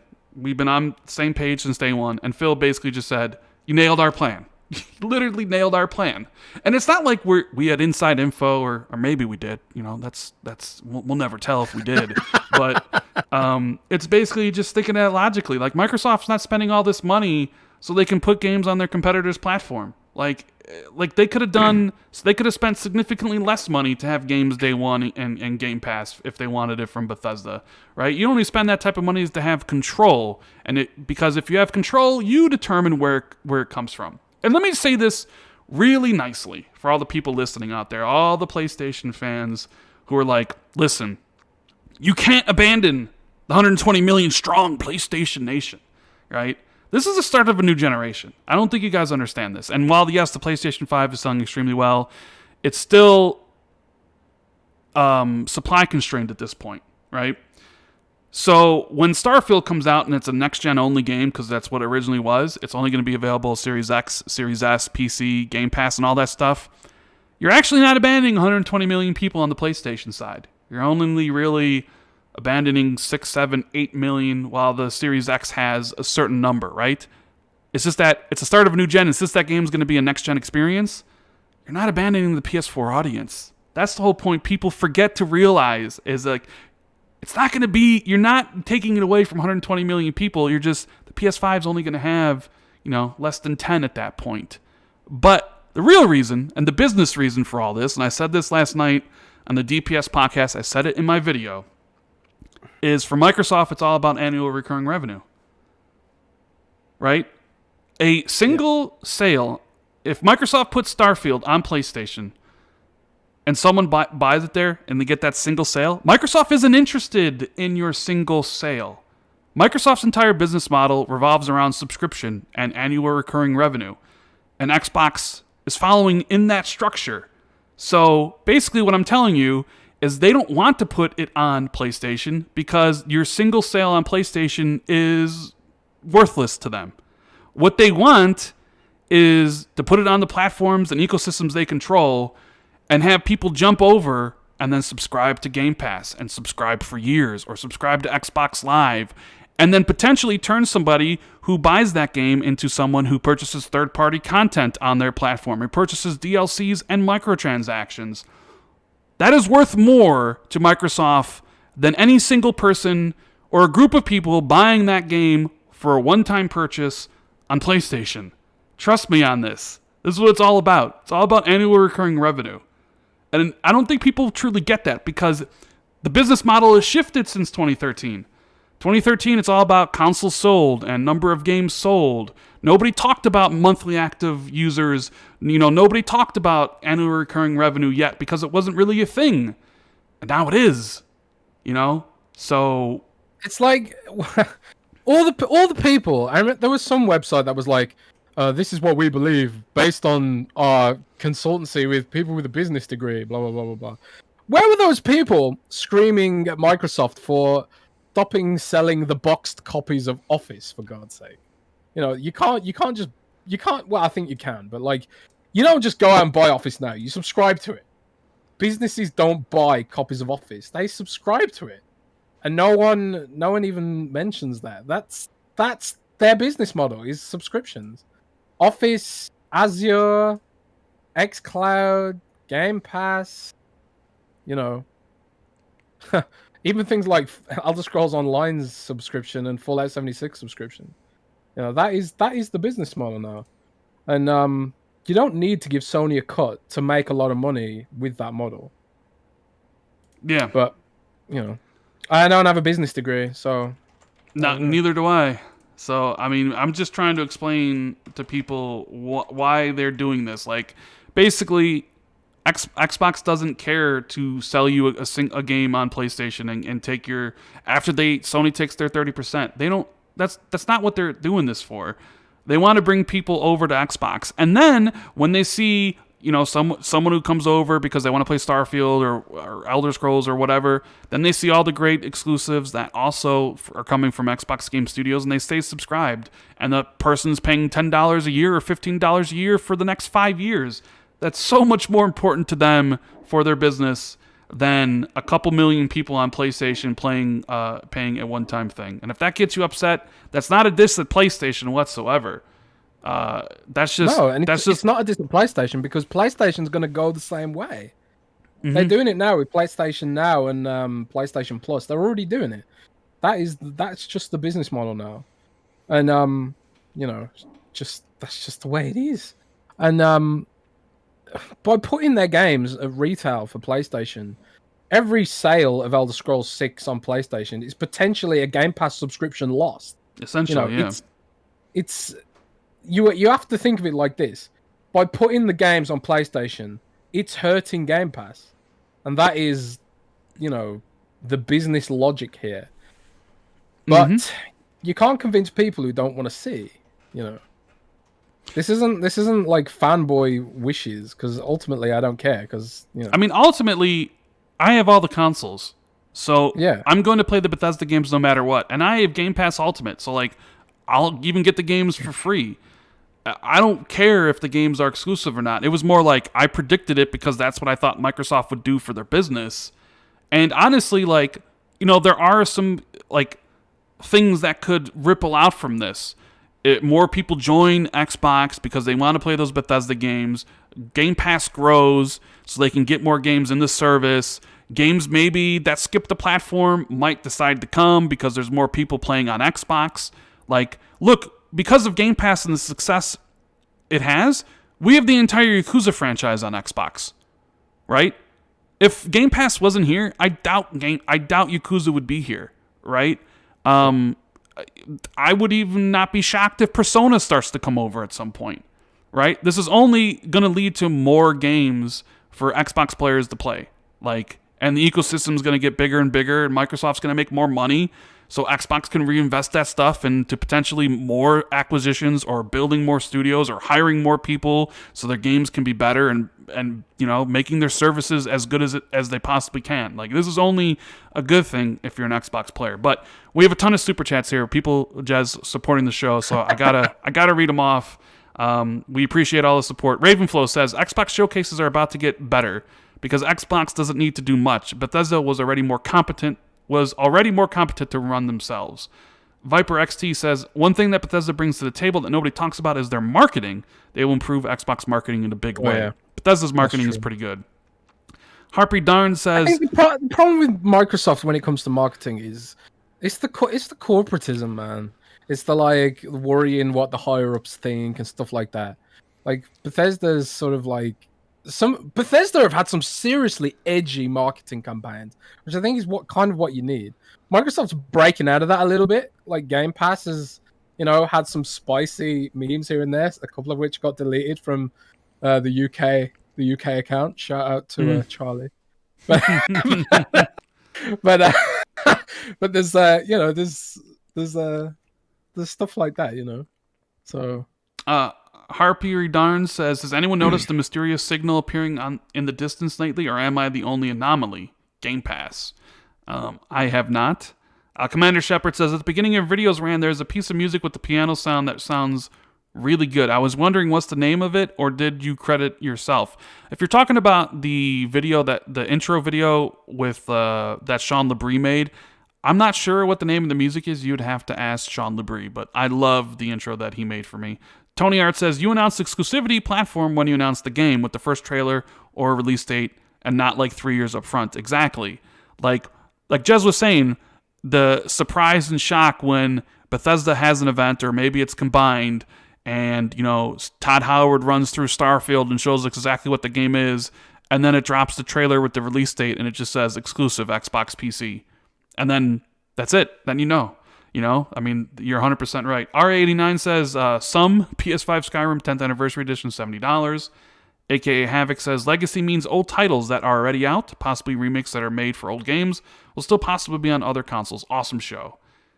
Sin Vendetta says, "Rand, you have a legion of fans that'll tweet Phil to politely request that he join you guys on the podcast. All you have to do is ask. Also, you have to rename the podcast to Xbox 3 for an episode." I mean, that would be amazing to get Phil on here. Chaotic Kong says, "Honest thoughts on Japan content hype with their first studio having Tango, Resident Evil creator Mikami-san, and the reputation potential roadmap." We'll actually talk about that in a second. Jericho Jackson says, "I missed hearing exclusive at E3. RDX Son of Fett says, "You think Sony will be salty about Xbox new browser being accessed, about the Xbox new browser being able to access Steam and GeForce so you can play Sony PC games on Xbox?" That's actually a topic as well.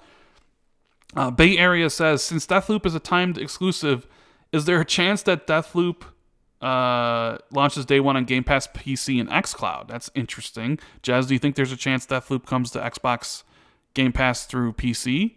Or do you think Sony kind of had that written into the contract that no, it couldn't?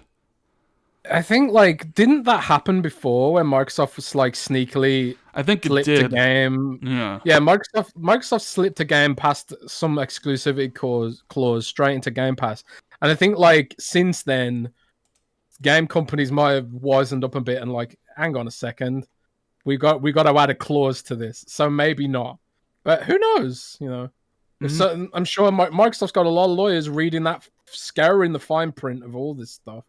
So, they'll do what they can. Yeah, it'll come to Game Pass eventually. Either way. Ape 2020 says, "Do you think Deathloop and Ghostwire could possibly come to PC and Game Pass day and date with PS5?" That's exactly what we said. I guess it's possible. I don't really know, but they'll probably come to Xbox literally a year after whenever that contract's up. They'll be on Game Pass in 2022. Yeah. RA89 says, "What do you guys think about Xbox bringing John Carmack aboard to work on id Tech again and push id Engine further, even VR with his experience?" I'm not sure Xbox really cares about VR, to be honest with you. I know they do that whole Microsoft Mesh thing, but that was interesting. Yeah, I don't know. I just don't think they'd reach out to John Carmack or even Cliffy B to kind of do their, consult on their franchises. Hang on a sec. Didn't Bethesda literally sue John Carmack? I believe they did, indeed, yes. I don't think that's happening, guys. Yeah. Dan Lazaro says, "It's all about the games. The most important franchise in the purchase is Fallout. Excited for the future. Sony will miss that title the most." I think they'll miss Elder Scrolls the most. Elder Scrolls is way bigger than Fallout is. But if you're talking about personally, Fallout's a pretty big franchise. And AKA Havoc says, "Legacy could also mean games like Wolfenstein, as they are not going to be removed if from the PS Store it's a remake made. They may allow it to be on other consoles as enhancement, not a new game." I mean, yeah, we pretty much explained what Legacy meant in this regard. So I think we're caught up. Appreciate all the support, guys. It's I was a little disappointed in Tuesday, I'm not gonna lie, and then I watched that whole thing, and I'm just like, well, there it is. That's all we needed to hear. Phil basically just laid it out for everybody, and I thought there wouldn't be this much debate or discussion, but even today, I see a bunch of media outlets and even still some fans being like, nope, it's really, come on. Like, are we going to be doing this until E3 when they start announcing games and you know what it's going to be? Here's where the goalposts will move to, because they always move the goalposts every single time.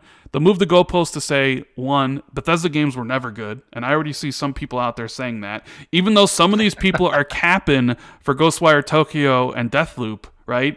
So these guys will be like, I don't like Bethesda games, they've always sucked, but Ghostwire Tokyo and Deathloop are amazing, right? Like a bunch of frauds and clowns out there.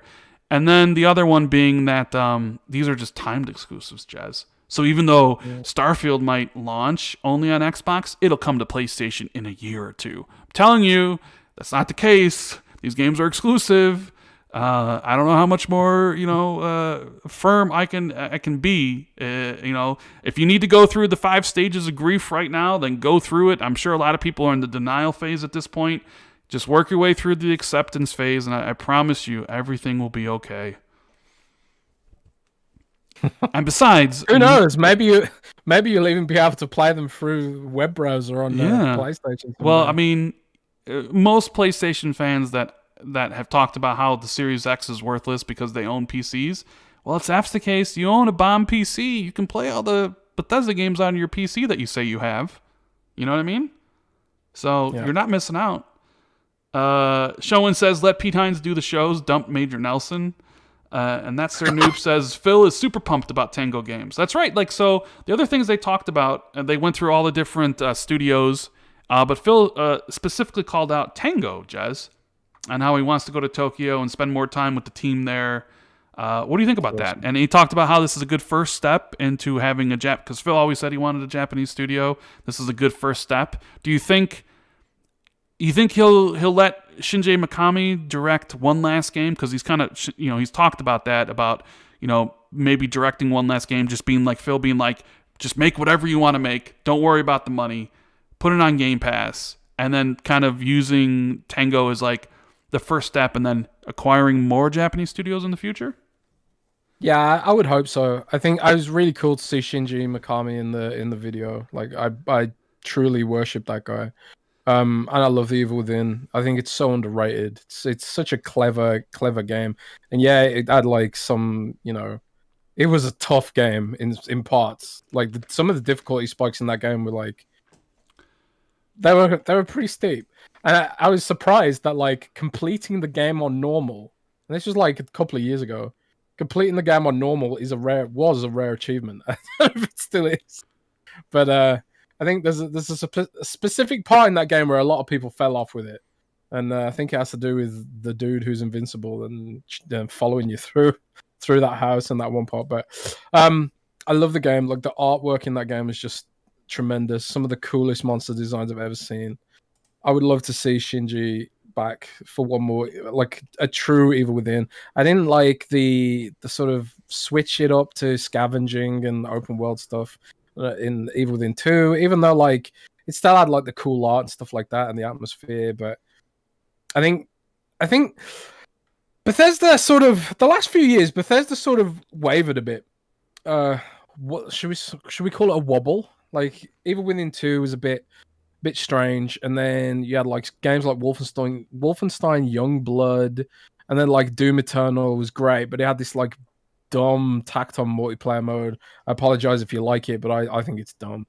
And like even like Prey, they tried to do a multiplayer mode with Prey, which was kind of like a prop hunt thing, which is actually kind of cool, but it was also kind of like just felt forced, I just feel like Bethesda, maybe the last few years, was trying to sort of find its identity in a world where so many more things were going service-based, and they were trying to figure out like, how do we fit into this? Like, because they had that whole campaign about save single-player games like a little while ago, and then it's like, oh, by the way, here's our games with tacked on multiplayer. Something which I have a pet hate of tacked on multiplayer, man, and tacked on microtransaction modes like Deus Ex Mankind Divided. What the hell was that stupid tacked on sort of Spec Ops mode or whatever it was? I don't know.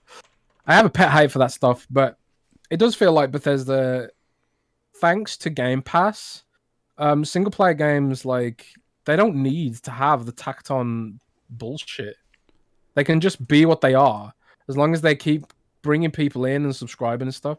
So I'm hoping like they can really let the creativity fly and worry a bit less about being a service-based company in a world of service-based publishers. Because if you notice, like EA, Activision, Ubisoft, all of those other companies have deviated towards service stuff.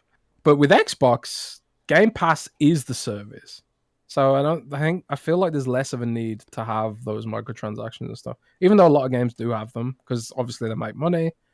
But it does feel like games can just be games in Game Pass, and that gives me quite hope. It's like they don't have to worry about like, because what Bethesda did well at the start of this generation or the start of last gen Xbox One, I totally forget where in the new generation was, like they made great single player titles, but then the entire industry shifted out from underneath them, right? Everything went towards games as a service and concurrent users and all that stuff. And here they are as a publisher that basically only puts out content that's single player, and they ran that whole campaign like you mentioned, save single player, and then the next year like all the games they're putting out were essentially games as a service, Fallout 76, Wolfenstein Youngblood, and that's not what anybody wanted, but like I think the industry just shifted away from what Bethesda does well, and that's why I think the acquisition is important. One, like I don't think they would have survived. I think some of those studios might have suffered significant layoffs, maybe even shut down. And Microsoft purchased them, and they haven't laid anybody off, right? They're keeping them entirely intact. And now they can go back to making the games that they want to make. They don't have to be forced into making some games as a service because, well, we need to make money. And like you mentioned in one of your last articles, you said you heard from a source that single-player games do extremely well in Game Pass, right? And that's a very, very, very good source. Yeah. In fact. So... there's also another angle to this, like the fact that like the subsidies, right? So xCloud subsidizes game creativity basically in a way, but there's also like the whole game stack angle. You've got Project Orion, which is Bethesda's incredible algorithm for streaming, and then you've got like id Tech hitting Game Pass. You know, the people who make id Tech are geniuses in like various kind of ways. Like for them to then take those products and sell them through GameStack further subsidizes Bethesda to do what it wants creatively. They don't have to do microtransactions because they can sell id Tech to third parties to make money. They can sell Xbox Game Pass to make money. They can just focus on the creativity. And I think Bethesda will sort of shift back to doing what it does best and not have to worry so much about finding its place in a world of, you know, FIFA Ultimate Team and, you know, stuff. And plus, they got Elder Scrolls Online and Fallout 76 to have that angle as well. They've got ZeniMax Online Studios. So they can still do that stuff on the side, but the teams that do single player best will be able to make single player games, which is what I'm really excited about. Yeah. That's what I'm excited about. Shout out to AJ Boomer for becoming the newest member of the channel. Appreciate the support. And you can use all those emotes in the chat right now. We got a whole bunch of them. I'm going to put them in chat right now. One of the other things that Phil talked about was id Tech, Jez, right? He kind of went on about it. Do you think there's a chance id Tech is adopted by more Xbox studios as an internal engine to use for the first-party games? I know Microsoft has GameStack, which is a whole bunch of like tools for developers to use, like with PlayFlab and all that stuff.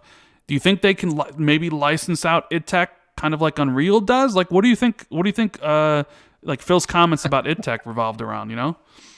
Yeah, I just said that. You didn't hear me. Oh, but, I got people DMing me all over the place right now. My attention you're probably is reading super chats, man.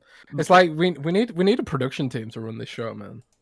Can't you like spend some of your YouTube millions to get us like a producer or something? I'm not a millionaire.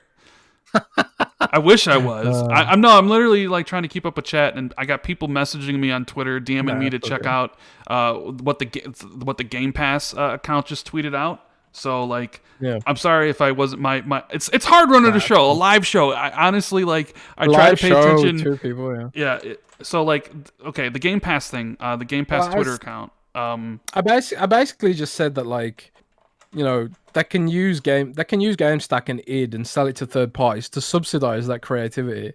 Like they don't have to sell microtransactions. They can sell id Tech engine, right? You know, and it's an amazing engine. Like It is, yeah.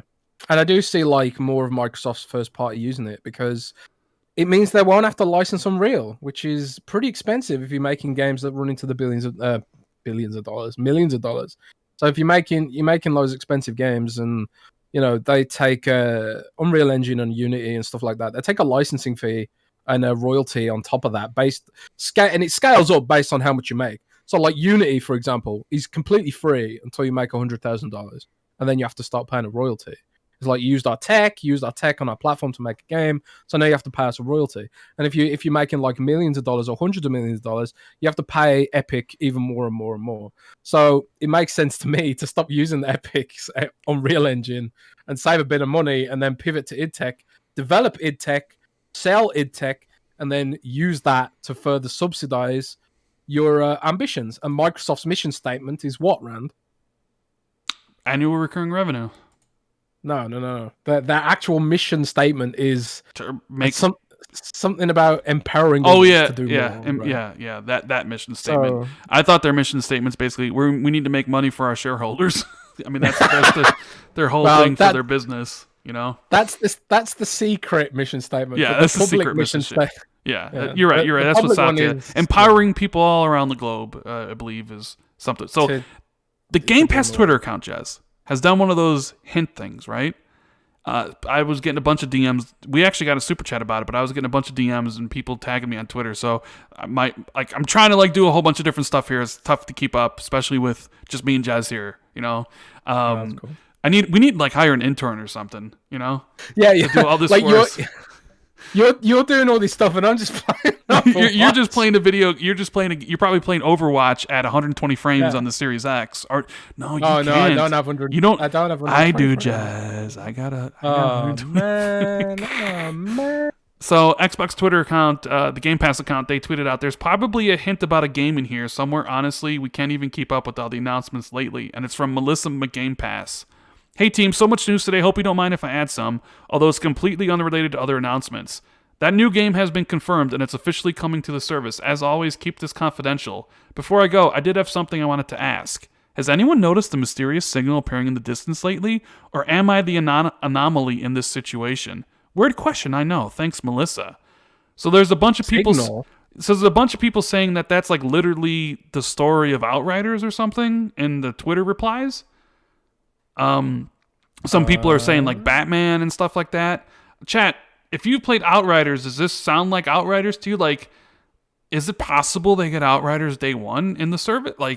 I don't know what any of this could mean, but that'd be wild. I mean, I see people saying Batman. I see people saying Outriders confirmed because I guess that's the story.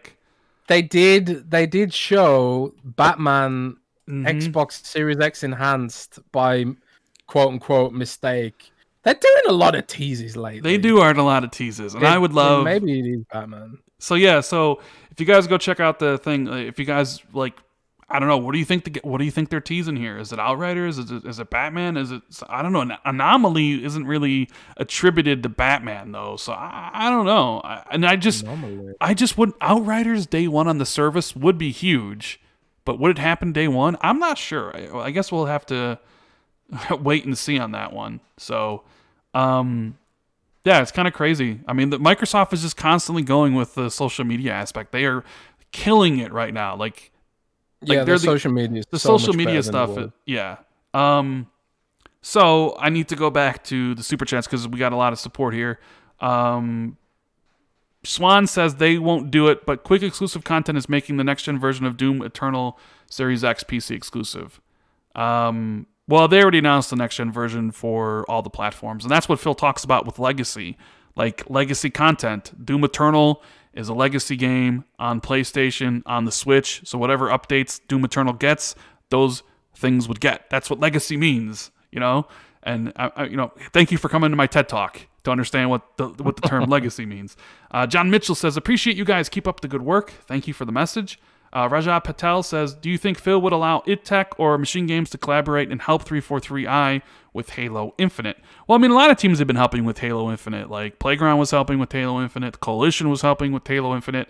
A lot of people were helping with that studio. There's some unnamed indie studios helping with that Halo 2, I think. Oh, it's a big project. A lot of people on it. It's a big project. I mean, that's normal. Like every big game has support studios, and I think I talked about like in the past how uh support studios are in like short supply right now because support studios are set up to be cloud based, and since we're in the pandemic right now, there's a lot of people who need support with their games right now, from devs that are set up for cloud. So yeah.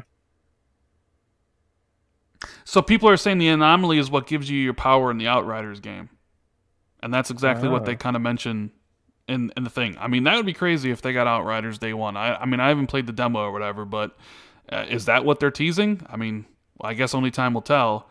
Bigalabasa, sorry if I said your name wrong. He says, I've been subscribed to y'all since day one.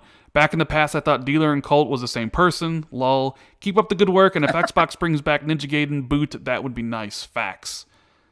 Tim Swope says, Rand, do you think Microsoft will buy Capcom and Konami? No, I don't think so. I think Capcom is enjoying their success with the resurgence of Monster Hunter, and I mean, Konami doesn't do anything. Like, right? I mean, they have Silent Hill and Metal Gear, but like, why would you need to buy Konami? Like, right? I don't know. I don't think Konami is a wise investment. Capcom would be a wise investment, but I don't think Capcom wants to sell at this point. So no. I would say no to both of those. AJ Boomer says, Major Nelson right now in his podcast is the lead engineer for the new Xbox wireless headset. Well, I can't wait to see what Jess has to say about the headset in his review coming out next week, presumably. Yep. Yeah. So the other part of this whole thing was Xbox Game Pass. Phil specifically called out on platforms where Game Pass exists. So Jez, we need to talk about what this could mean. Now they said 20 Xbox Game Pass titles would be hitting today. Let me see if I can bring up the list of titles. I'm sure it's on the Xbox Game Pass Twitter account. Now, not all of these 20 games are new. Some people were mistaking that. Some of these were already on the service. But let me bring up the 20. So we have Dishonored Definitive Edition, Dishonored 2, which Dishonored 2 was on there. You have Doom 1, Doom 2, Doom 64, Doom 3, Doom Eternal, which was already on there. Fallout New Vegas, Fallout 4, Fallout 76 Steel Dawn, which was already on there. Prey, Rage 2, which was already on there. Morrowind, Oblivion, Skyrim, Elder Scrolls Online, Evil Within, Wolfenstein New Order, the Wolfenstein the Old Blood, and Wolfenstein the Young Blood. And then earlier today on Major Nelson's podcast with Jeff Rubenstein, Jeff mentioned that they're bringing FPS boost to a certain number of games. And that's what even Aaron Greenberg mentioned it during the roundtable. He said that they would be bringing FPS boost to Oblivion and other titles. But Jeff mentioned the 5 titles that it was they were bringing it to FPS boost. And those titles were, one second, I've got so many tabs open and stuff. Fallout 4, Fallout 76, Elder Scrolls Skyrim, Prey, Dishonored Definitive Edition. Now you can see where FPS boost is going to start to matter in the years to come, especially if they're going to do this to more and more games. A lot of these 30 frame, like Fallout 4, I really have no interest in playing Fallout 4, but now that it's upgraded to 60 frames, I'm probably going to check it out. And I reviewed Fallout 4. It was one of the earlier games I reviewed, quote unquote, professionally. Mm-hmm. I think I gave it 7 out of 10 because it's less of an RPG. It's more like your decisions just don't matter in the game, like for the most part, and that's why I really disliked about it. And I suppose it's because they wanted to have it like fully voiced and stuff. So like they were like, oh well, we can't do voice acting for like all this stuff or something. I don't know, but it just felt like something was missing from that game. However, the base building stuff is super addictive, but at the same time, I know you don't like that kind of thing. No, I don't. So, I don't know. I would just play it for the... It's kind of disappointing. Like, I haven't played Dishonored Death of the Outsider yet, so I was hoping that would get an FPS boost, but the fact they did it to Dishonored Definitive Edition makes me think they could do it for Dishonored 2 and Death of the Outsider, but I'm sure there's a lot of work that goes into all this stuff, like adding all these games to Game Pass and doing FPS Yeah. boost. So like so Fallout 4, it's like, yes, I know you could have played it with 60 frames with like a mod, but now you don't have to do that. So I might actually check it out now. So that's the stuff I was coming. sorry. Go ahead. Go ahead. No, go ahead. This is your show too, Jazz. Let's go. This is What are my you show saying? too. I was just saying that I was looking at Bethesda's game library on their website because they have like obviously Bethesda is pretty old studio, almost 30 years, 25 years, something like that. I can't do maths, but and they have like loads of like classic games that I didn't even know Bethesda sort of had a license to sell, like Hexen, for example. They sell Hexen on their website. So I Mm-hmm. was thinking, like, could they bring Hexen to Game Pass for PC and stuff like that? And also, then there's like the Quake games and Quake Champions and stuff like that. There's so much content that is under Bethesda, not just like the games, but also the franchises and stuff. It really is crazy. I don't know, but someone pointed out that Hexen's owned by Activision, so oh Oh, well. okay. So then that brings us to the large discussion about Game Pass that I wanted to get to. Now, Phil says it'll come to platforms where Game Pass exists. Now, do you think there's a chance at some point down the road, Game Pass, xCloud comes to the PlayStation or to the Nintendo Switch? And if that does happen, then all Xbox games will come to either of those platforms. What do you think?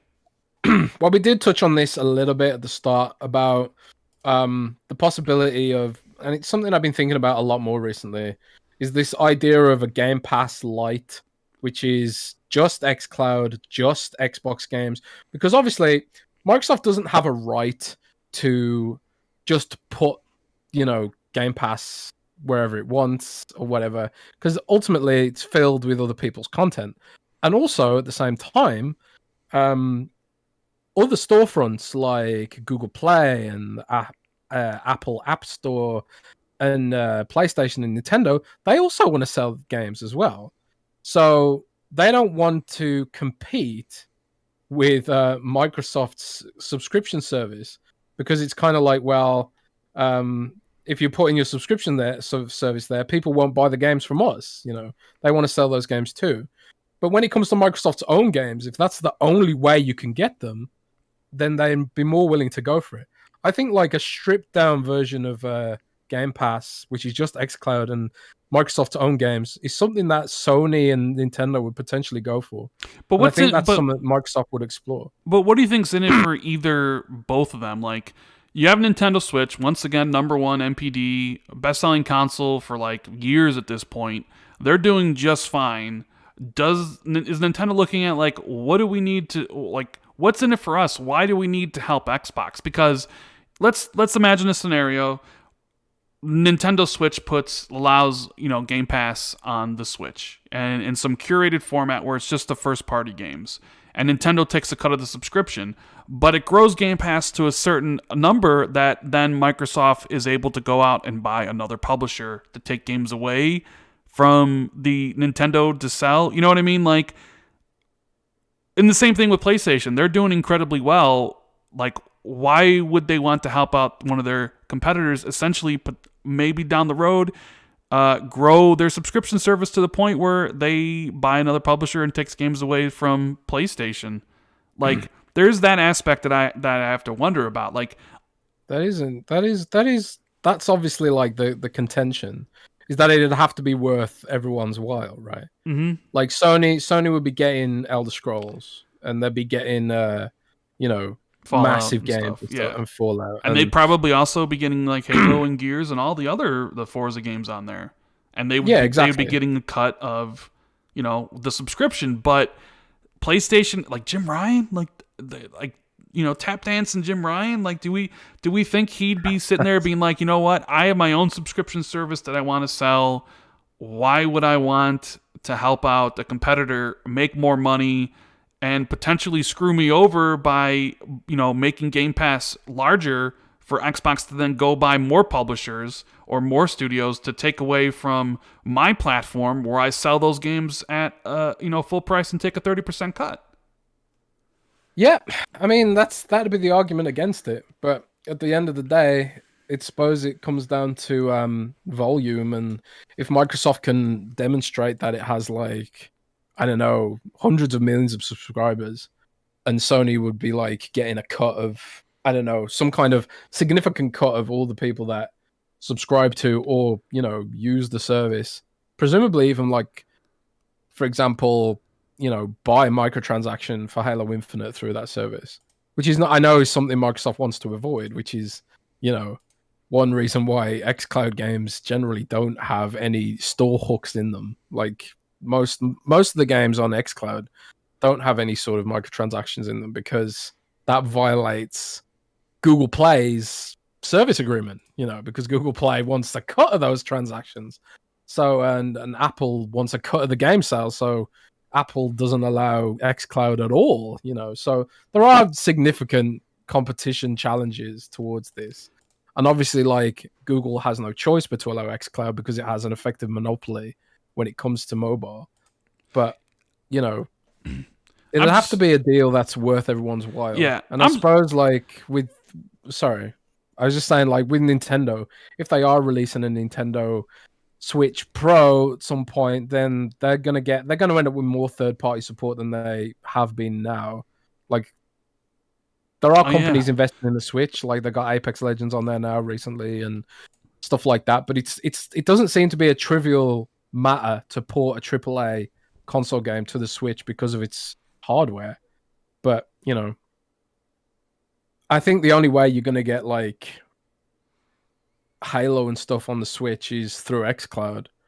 And maybe just philosophically, they think it's something nice to do. Like xCloud, Halo on xCloud on the Switch is just a cool concept. And maybe Nintendo and Microsoft are just like, yeah, let's just do it for the fans. I don't know. Is that too naive of me to think that? I mean, here's the thing. I could see Game Pass ending up on the Switch. I honestly can. I think it would be cool because there's your actual portable gaming machine. You'd be able to take Xbox games on the go. The thing about all this is I'll never say never, right? I think we learned that the never say never portion of what might happen in the gaming industry is dead. Everybody said a lot of PlayStation fans says Sony would never put their first party games on PC, and then they did. Sony would never allow crossplay until they did. Sony would never allow Xbox Live on PlayStation Network until they did with Minecraft, right?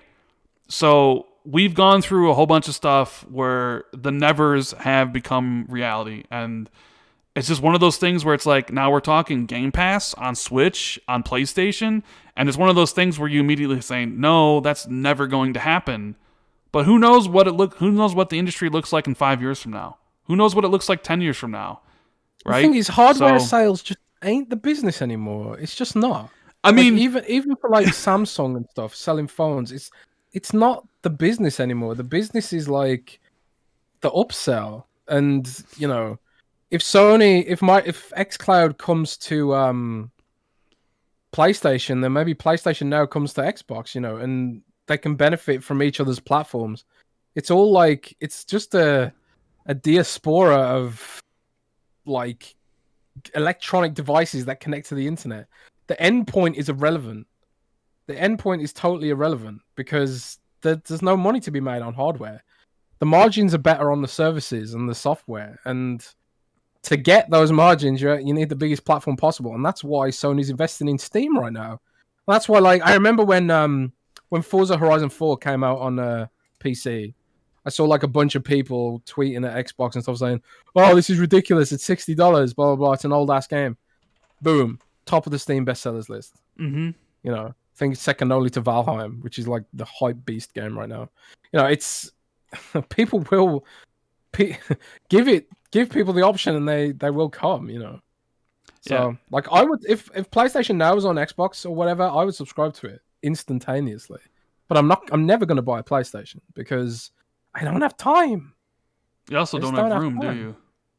I physically don't have room for one thing, but even if they made like a PlayStation 5 Slim, I just don't have time. Like my backlog on Xbox and PC is ridiculous. And I just I want to play God of War and stuff, but I would only use it for those handful of exclusives. I would never use it for multiplats. So why would I buy one? Just give me the service and I'll subscribe to it. No, I don't know. It's understandable. Someone just said, posted in chat, Sleepy Gob, and Rand just said never. I mean, I personally don't think Jim Ryan would say that, but like, that's just, I'm not going to come out and say it will never happen, because we've seen how all that stuff has changed this whole generation, right? So, honestly, when I look at it, I wouldn't be surprised if it came to Switch in the next couple years. Yeah. I would be surprised if it came to PlayStation in the next couple years. But who knows what the industry is like 5-6 years from now, how strong Game Pass is going, if Xbox acquires, more publishers. Like Lars says here, Ubisoft might be Microsoft's next target, and PlayStation has a huge problem. Microsoft could eventually, maybe they have a target in mind. Let's hypothetically say they do buy Ubisoft, right? Microsoft can then go to PlayStation and be like, look, you can get these games back. All you got to do is just let us put Game Pass on there. And PlayStation might be like, damn it. Yeah, all right, fine. Right? They almost would use those studios as like leverage to get what they want. Like Phil wants Game Pass literally everywhere. And I think, if it was just like the streaming version, and like I think they would. I think Phil would be all for putting, and that's why he worded it the way he did. Is very clear wording, right? It's because I know that there's some people that would take issue with this. Like, Game Pass is the platform for Xbox now. It's not the consoles. The consoles are just a tool to access the ecosystem, which is Game Pass. Do you agree with me on that, Jez? Yeah. The thing is that's not even a theory. Satya Nadella has explicitly stated it, and it's part of Microsoft's philosophy. Mm-hmm. They call it the intelligent edge. And the intelligent edge is the collection of devices that access the internet. The intelligent edge is completely irrelevant unless you're like a company selling, semiconductors or whatever. You ain't like making money selling like, or you're selling like really high-end stuff or ridiculous margins like Apple. But really, it's all about those services. It's all about like the App Store. It's all about iTunes and stuff like that. It's all about the end point is just how you access those services. And that's why Apple Music is on Android. That's why Apple Music is on bloody Windows Store, for God's sake. That's why Apple Music is everywhere, is because it's not exclusive to iOS, because the platform it's on is irrelevant. It's about accessing as many users as possible. And, the Office analogy is the best one. When Microsoft's share price was at like its lowest ever, it was like $20 a share or something. Like, it was really low. It was like $25 a share. It was during the Steve Ballmer era, where Steve Ballmer famously made a ton of missteps. They tried to emulate Apple, and they tried to have like Windows Phone, and they were like, we'll make Office exclusive. We'll make Office exclusive to Windows Phone, right? But then like people just made alternatives. They were just like, oh, okay, well, we'll make Apple iWork or whatever. And people were like, well, I'm not going to buy a Windows Phone just to get Office. So then the play came, well, okay, then we'll make Office a subscription service and we'll put it literally everywhere. And now Microsoft's share price is like, what, $200 a share or something? That is the whole business now. It's services, subscriptions, everywhere. Hardware is incidental. Microsoft isn't a hardware company. They do hardware stuff because, it's good to be at least have your foot in the door in the space, because you still need the hardware, right? Yeah, of course. But the hardware is where your most engaged users are going to play. It's where those people spend all their money. So the hardware is always going to be important. It's just that at this point, it's all about Game Pass for Xbox. And Game Pass is going to be everywhere. And the consoles are just one avenue to access Game Pass. Just like the PC is one avenue to access Game Pass. And Android and iOS will be one avenue to access it, and smart TVs. Like, that is the platform for Xbox at this point. It's not that it's, like, the consoles are still important, because that's where the heavy users are, the ones who spend the most money are. But it's not 2013 anymore. It's not, 2010. Like, the be all end all with the console. That stuff is completely gone at this point in time. Yep. We got super chats here. Giorgio Imboschio, I know I said that wrong, says most journalists are apathetic over Beth and Xbox. Why? Well, I mean, you can make the argument that a lot of they don't want the games to be exclusive to Xbox because they're PlayStation fans, so they're just like Jez said, they're Bart Simpson rocking back and forth saying they're coming to PlayStation, they're coming to PlayStation, they're coming to PlayStation because that's where they play and they don't want to have to get an Xbox or start playing on there. So they're just trying to wish it into existence, and Xbox I bet you when and in fact, that's another good reason why Microsoft weren't explicit about it. If Microsoft were explicit and they had a full list saying like all these games are exclusive, you would have had a pile of hot takes from the likes of, the detractors, we'll say. You would have had a pile of hot takes from major media outlets saying why this is terrible for the industry, why Microsoft is bad, blah blah blah. But instead, this sort of messaging that's sort of like a nudge and a wink to the fans, but it leaves enough room for interpretation.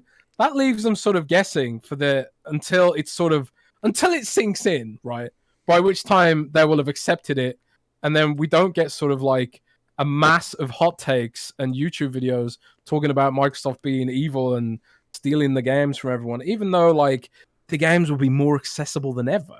Because they'll be on Steam, they'll be on your phone, they'll be on your smart TV, they'll be on your Chromebook, for God's sake. They'll be on they'll be on your smart fridge. You'll be playing Elder Scrolls 6 on your smart fridge, man. You'll be like sitting there in the kitchen, like talking to someone, you get bored, and it's just like, yeah, whatever. Hang on a sec, I'm just going to start up Elder Scrolls 6 on my smart fridge. It'll be the most accessible Elder Scrolls ever. So... it's all about platform wars at the end of the day, and people who are branded. I don't know. And Mahler X says Game Pass xCloud for web browsers will be huge as it bypasses the need for apps. Very true. So I don't know, like the whole Game Pass thing. Phil worded that, basically to not. You can't say we won't ever ship on PlayStation or Nintendo again because you never know what the future holds, especially if you're trying to also get Game Pass on those platforms. So it's a nice way of basically saying where Game Pass is, these games are exclusive. So if Game Pass is on Switch, those games will be there. But that's exactly what me and you have been saying for months as well anyways, Now, moving on from that, Jez, you put out a tweet yesterday that said Microsoft is planning a Xbox event on March 26th. Tell me what this means. Tell me what is going on at this event. A lot of people here that want to know. We have like 1,500 people here. If you're enjoying the show, hit the like button. Subscribe if you're new. What is going on with this Xbox event on March 26th that you tweeted out and quote-unquote leaked yesterday? Okay, so first of all, this was originally from Paul Thoreau. I really don't know how to pronounce his name. And I think it's the hard T at the end. Thoreau. Okay. You can never tell. It's like French or something. I don't know. But Paul tweeted a little while ago that Microsoft was planning a What's Next in Gaming event for March 23rd. And then some kind of Windowsy event, which might be tied to Build. Build is Microsoft's big Windows developer conference, which happens every year, where they talk about APIs and boring stuff like that. But every now and then, they do have some like consumer announcements to make a Build, which are kind of cool, and they announce features that are relevant to Xbox. Like, for example, they demonstrated The Witcher 3 being ported to the Windows Store using some magical API that I don't think they even use anymore. But anyway, that's that. And then yesterday, trusted sources provided me with some information that said Microsoft had an event on the 26th. And that reminded me of Paul's tweet, because Paul tweeted that. And then I got this information about the 26th, and I was like, oh, that must be that event that Paul was talking about. Now, what the event exactly is and what it entails, I have no idea. And the context might even be completely wrong. Like, I'm not expecting this to be like a Xbox Direct or a showcase or like the Bethesda event. I don't think it's going to be anything like that. But I have heard that there are going to be gameplay trailers there of perhaps smaller games. So I'm not sure if this is some kind of like GDC thing or a developer event where they show off like some smaller partner games or something like that. I don't know if it's like a platform event or an xCloud event where they talk about xCloud coming to the web, because that is nearing completion now. Um, Maybe it's some kind of, you know, smaller sort of thing. I don't know. But I do know that there is something happening on the 26th, and it's more than just like a YouTube video or something. So I think we'll have to wait and see, because obviously Aaron Greenberg, for full transparency, Aaron Greenberg did want to temper expectations, and he did say that he didn't know. He's basically said there wasn't an event coming up anytime soon, and that they're not going to announce any games or anything anytime soon. But I hadn't heard it was that kind of event where they were going to announce any like big blockbusters or anything. Like, I'm not expecting Starfield to be revealed or whatever at this event, for example. Yeah, of But there course is not. something going on. But I don't think it's a huge deal. I think it might be a smaller thing. It might even be tied to a developer conference. I don't know, but it might be fun and worth watching, especially if, like, you know, you're interested in some of those smaller games that they announced. Maybe we hear about the Ascent or something like that. I don't Yeah, I know. think they're getting ready to announce their release date. I mean, it'd be cool to have some sort of smaller event with some of the like the indie titles that Microsoft had deals with, so they can be like, these are coming out soon. People will be disappointed, just like they were with the Nintendo Direct and the State of Play, because it wasn't anything super huge. An indie gamer in the chat says he's heard from a source that the 26 will entail some kind of game showcase. So indie is even agreeing with you, Jazz, that he even has his own source as well, and he's the indie gamer, Yeah, so he might have there's some definitely context there. something. I know for a fact. I'm not even gonna say maybe. You know, I know for a fact that something's happening, and I just have no idea what it is. And I might have the context completely wrong, but the fact that Paul Thurrott heard that and tweeted that out, and then I got this information, and I don't write an article unless I have like enough. I don't write an article unless I have something I can say, well, here was my evidence, to back it up. I got something to back this up, or, well, a few things to back this up. That's why I'm so, like, confused, because obviously Aaron Greenberg wanted to, temper expectations and stuff like that. So maybe there is something, maybe there isn't something. I don't know, but I feel like I wouldn't have all this evidence if there was nothing. So we'll just have to wait and see, I think. Hmm. I don't know.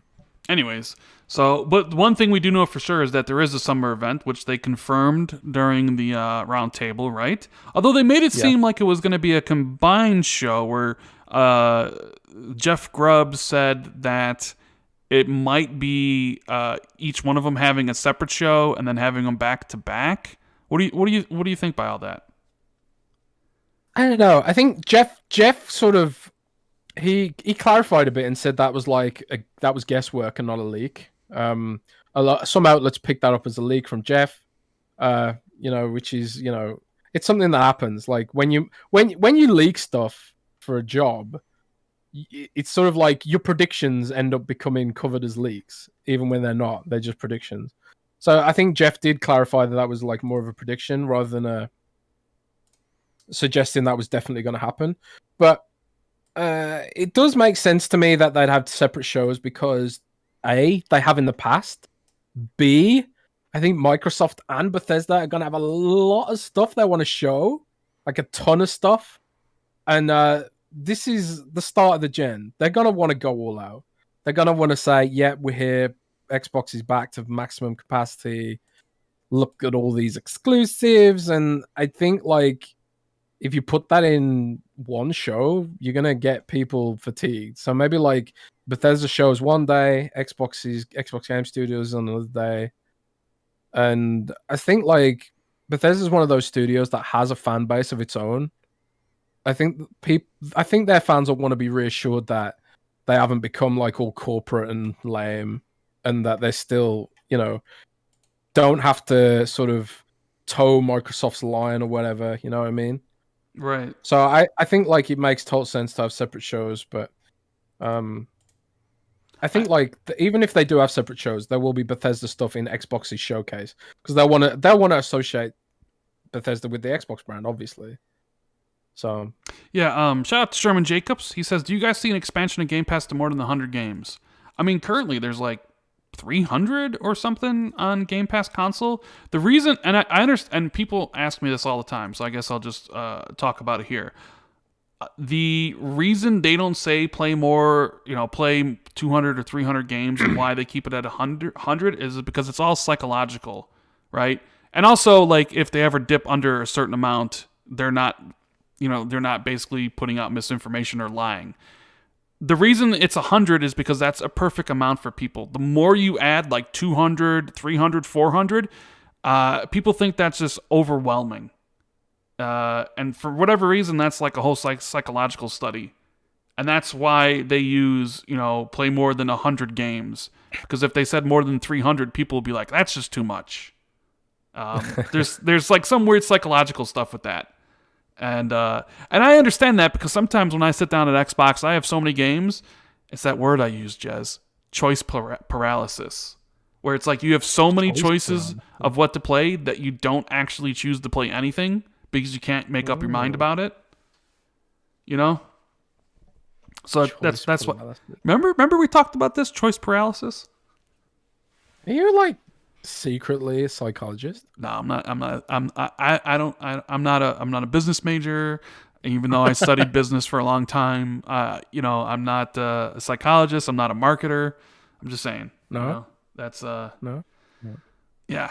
Anyways, that's why they do 100. But I would think that they'll constantly be more and more games added, but it won't ever be like the whole, because they want it to be a curated like library of titles. So that's why some will go in, some will go out, and things like that. So, oh my god, dude! I just had a revelation.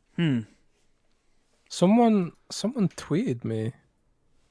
What? Someone tweeted me and said your TV supports 120 hertz, and it does, but at 1440p. Oh yeah. Your TV. Yeah, I told you that before. It's just that the whole really? HDMI 2.1 thing for a lot of those TVs is they wouldn't be able to support 120 up to 4K, but your TV would be able to do it and display it at 1440p. So it'd be 1440p 120. Oh my god, dude! This is like, it's so smooth. So you didn't need an LG to get the only thing with the LG CX is that it can, if it's 4K, it'll display at 4K 120. But yeah, you could have been playing at 120 this whole time, Jez. Well, goddamn. You go back and review the Series X now, and play some of those games that are 120 frames. Oh my god, I was like really annoyed with this TV for the longest time, and now I love it.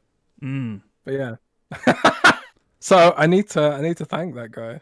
Yeah, even though I told you about this when you first got the TV, but you didn't listen to me. That was okay. G Gaming. Sorry, I didn't listen. I don't remember you telling me that at all. I've told you this before. Did I literally just? You just didn't pay attention to me. Anyways, I didn't pay attention. What do you think?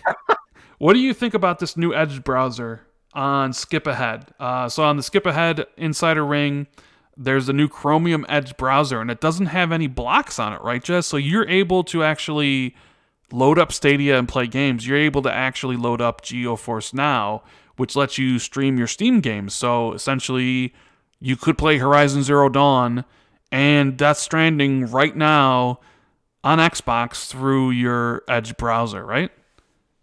Yeah. So, for those who don't know, Microsoft has completely rebuilt Microsoft Edge from the ground up. They scrapped Internet Explorer, and then they built another browser called Microsoft Edge. Then they scrapped that as well because it was, even though it had some advantages over Chrome, the web had already moved on, and everyone is building websites for Chrome and not Edge HTML, which is what Microsoft's code base was called or whatever. So Microsoft had to make a new browser, and because the whole web is based on Chrome now, they also made a web browser based on the Chrome open source project, which is pretty much owned by Google as far as I understand. But anyway, that's the technical background on it. You should definitely try Edge on Windows 10 if you haven't recently, because it's a really good browser, and if you're using a laptop, it's less battery intensive than Chrome because it bakes into the OS a little bit more effectively than Chrome does. The browser wars are heating up again. There's actual real competition for Chrome now. But anyway, that's the background info. When it comes to the Edge browser on Xbox, it is literally just the full blown Edge browser. With, like you say, no blocks on it. You can use extensions. You can use all the themes on it and stuff like that. Yeah, all that stuff just works. All the GeForce Now, all the browser based, anything that works on PC seems to pretty much work on your console. I don't know what that's going to look like when it starts hitting the lower rings. Maybe they'll start, putting restrictions on it. Does Microsoft really want people to, access other stuff? But the thing is, if Microsoft does that, they're kind of being hypocrites, because that's what they're expecting Apple to allow them to do very soon. So, like, xCloud is going to come to iOS via Safari's web browser, because so you're Apple won't let saying it they install. have to leave it unblocked? It's because Yeah. they'd be hypocrites if they didn't. Yeah. Well, doesn't that make the Xbox Series X and S even more attractive if you can play your Steam games on it through GeForce Now? Like, oh, I can, wouldn't some people be like, that's pretty cool, like,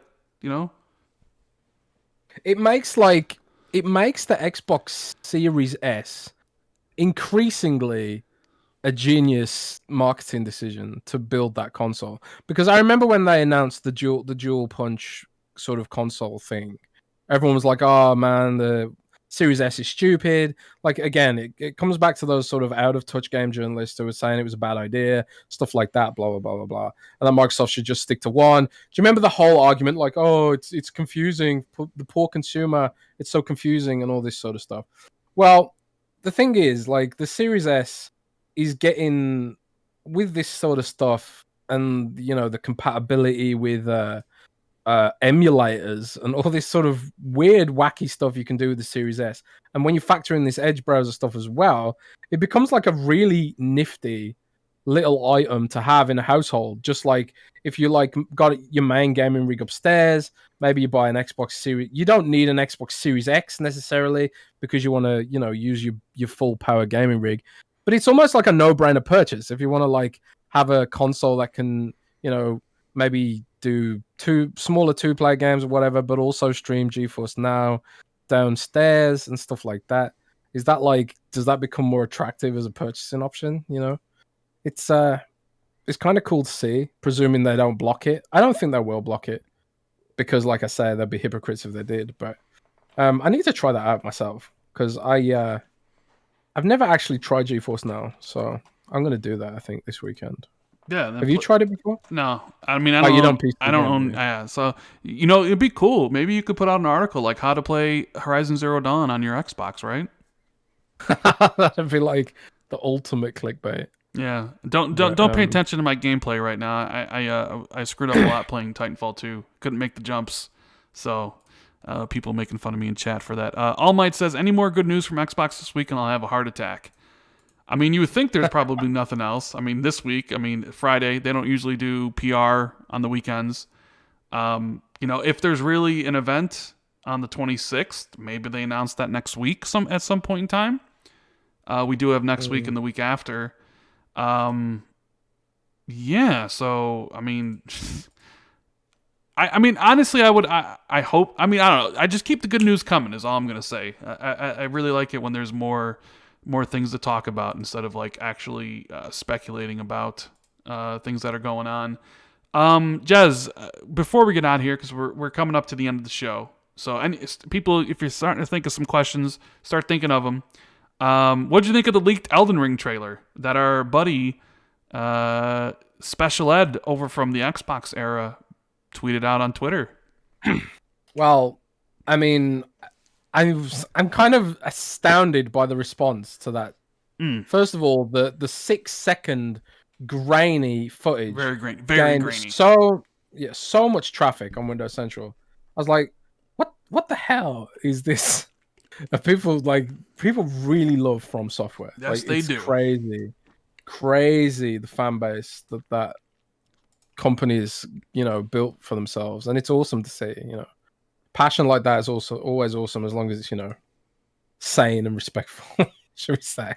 But I'm not a big From Software guy, as we've discussed before. Like, I just haven't had the patience to play like the recent games, like Armored Core back in the day. Played that here and there, but like I'm not a Dark Souls guy. I don't play Sekiro, or I tried, but I sucked at it, and I was like, man, maybe I'm just too old for these kind of games now. I don't know, but the fan response is what really got me. I was just thought this is just awesome seeing the fan response to this.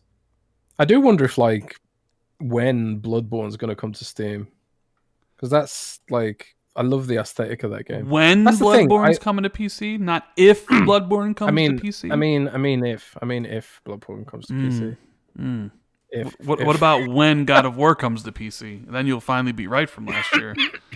Are you coughing What do you again? Oh, yeah. I was coughing, man. I got a cough, man. Got a cough.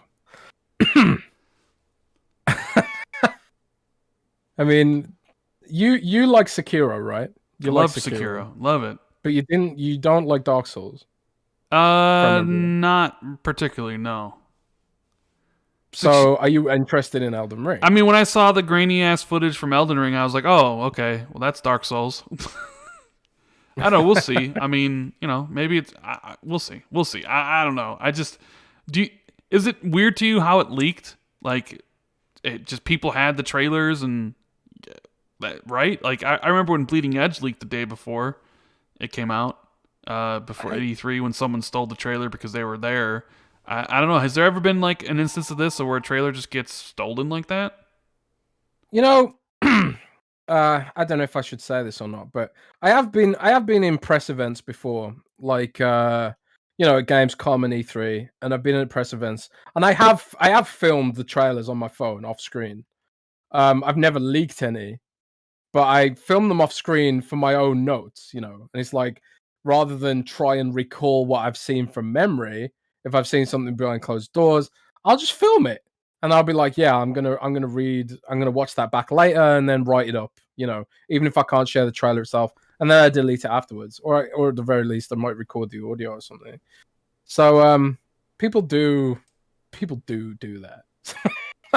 So even though like it's a bit naughty and whatever, so it makes you wonder, like, was this leaked intentionally? I suppose this is an argument to not even like record it, even if you're not intending to leak it, in case someone else leaks it. But it is kind of weird, but also kind of not, because people really want that game. No, they definitely do, and it would run a lot better at 60 frames. I'm sure it's one of those titles that are like, yeah, please come to PC, when Sony said we have a slate of games coming. So yeah, the Elden Ring thing is weird. Who knows when it eventually gets announced, but people have seen that grainy ass footage, and there's a lot of demand for that title. And I guess we need to talk about this. Take-Two CEO says that players are ready for $70 games, Jez. I don't know. Do you feel that players are ready? I know a lot of the games that are 70 sold well, and honestly, like, they probably view it as like $10 isn't that much, but is it right to say that players are ready for that $10 price hike to $70? I don't know. It's given the situation the world's in right now, with so many people unemployed or on furlough because of the pandemic. It's at the very least pretty damn tone deaf and insensitive, I would say. But at the same time, it's probably also kind of true.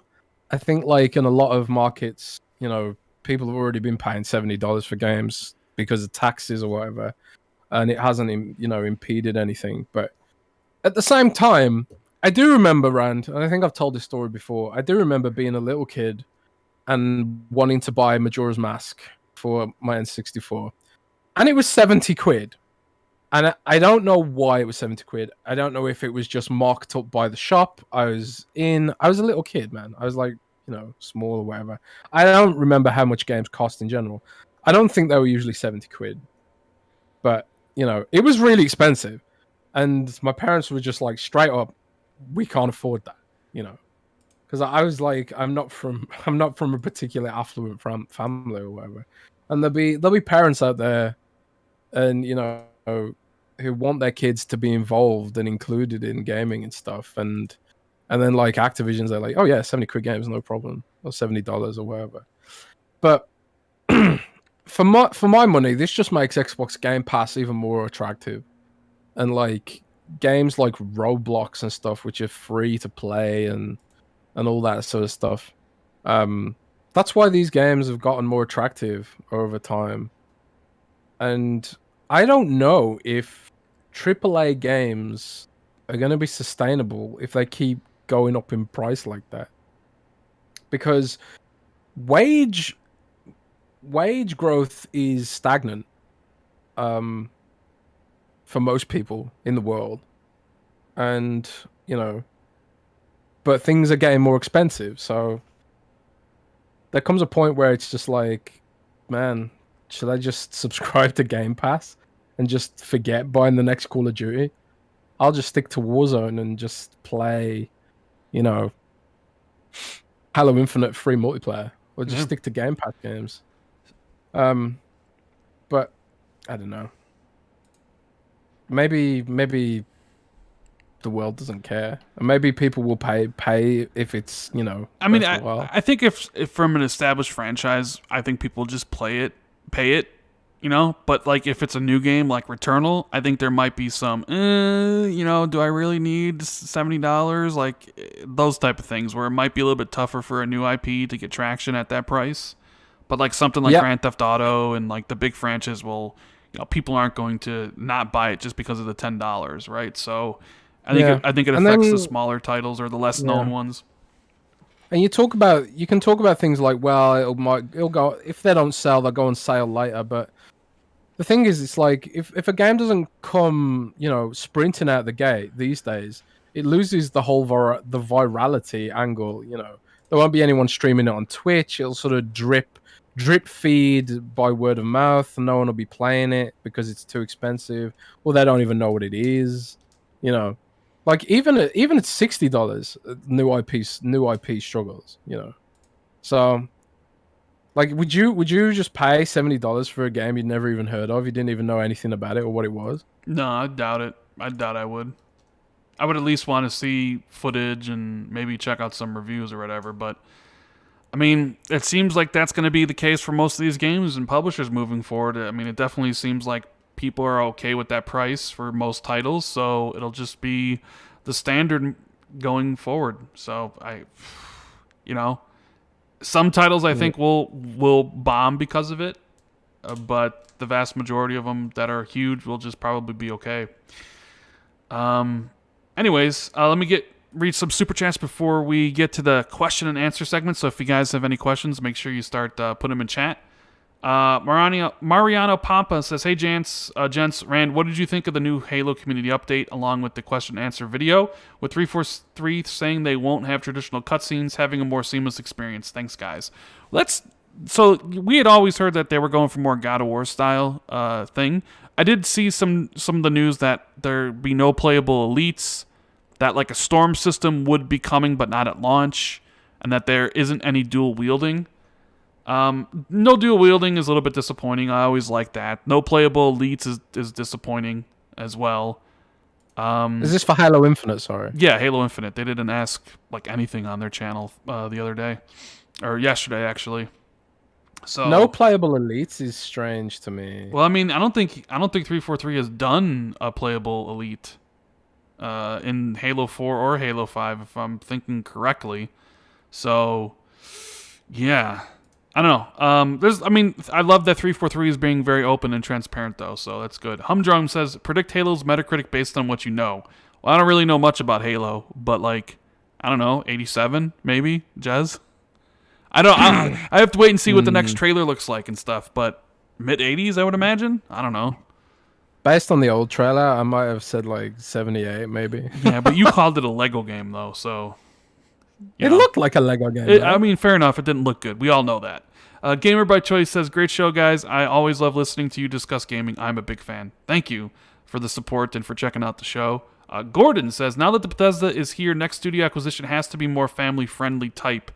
Xbox has nothing in this area other than Minecraft." Phil's talked about that. And we didn't do the podcast last week, but Jez, you saw that Epic bought the developers behind Fall Guys, right? Yeah, that's a big miss, I think, for Ooh, a big Xbox. miss. If man, a big miss for Devolver Digital as well. That really sucks for Devolver. Devolver gets to publish this like viral game, and those devs are like super talented, and their community. They're like go on the Fall Guys community Twitter feed. It is really fun. But that was like a pretty cool studio to have nailed by Epic, and that's what Epic seems to be going for is these like free service games like Rocket League, Fortnite, stuff like that. Um, that seems to be what Epic's gunning for. I really do wonder what Epic's end game is because once that Fortnite money dries up, I don't know. Then But anyway, they're trying to fund other becoming a publisher in the meantime. So, I mean, they're still a private company to me. Maybe they become public at some point and get a whole bunch of valuation like Roblox just did, right? yeah, maybe. Um, Viper says, I see a lot of people, myself included, who are being turned off from games like Returnal because of the $7 price tag. Yeah, that might be an issue for games like that in the future. I mean, we'll just have to wait and see how it sells. If it's good and it doesn't sell well, then that might be an issue with the $70 price tag. But then if the game's not good or Sony doesn't market it enough, but I mean, if that game's good and it sells well then maybe people just don't care about the $70 price tag. Rebellios says, do you think the new browser will let us play Steam games like Age of Empires on the Series X? Ooh, that's a good question. I think right now, I believe that it doesn't support mouse and keyboard right now, the browser. Okay. So it's not been hooked into that API, but presumably it will at some point because who wants to use a web browser with a controller, right? So, That's very true. so I suppose that's an interesting use case. We'll have to just wait and see how it develops. And Spooky James says, you think Game Pass could come to Steam soonish? That's an interesting angle that Microsoft could take. Like, we already see that Steam is open to having other subscriptions on their platform, EA Play, for example.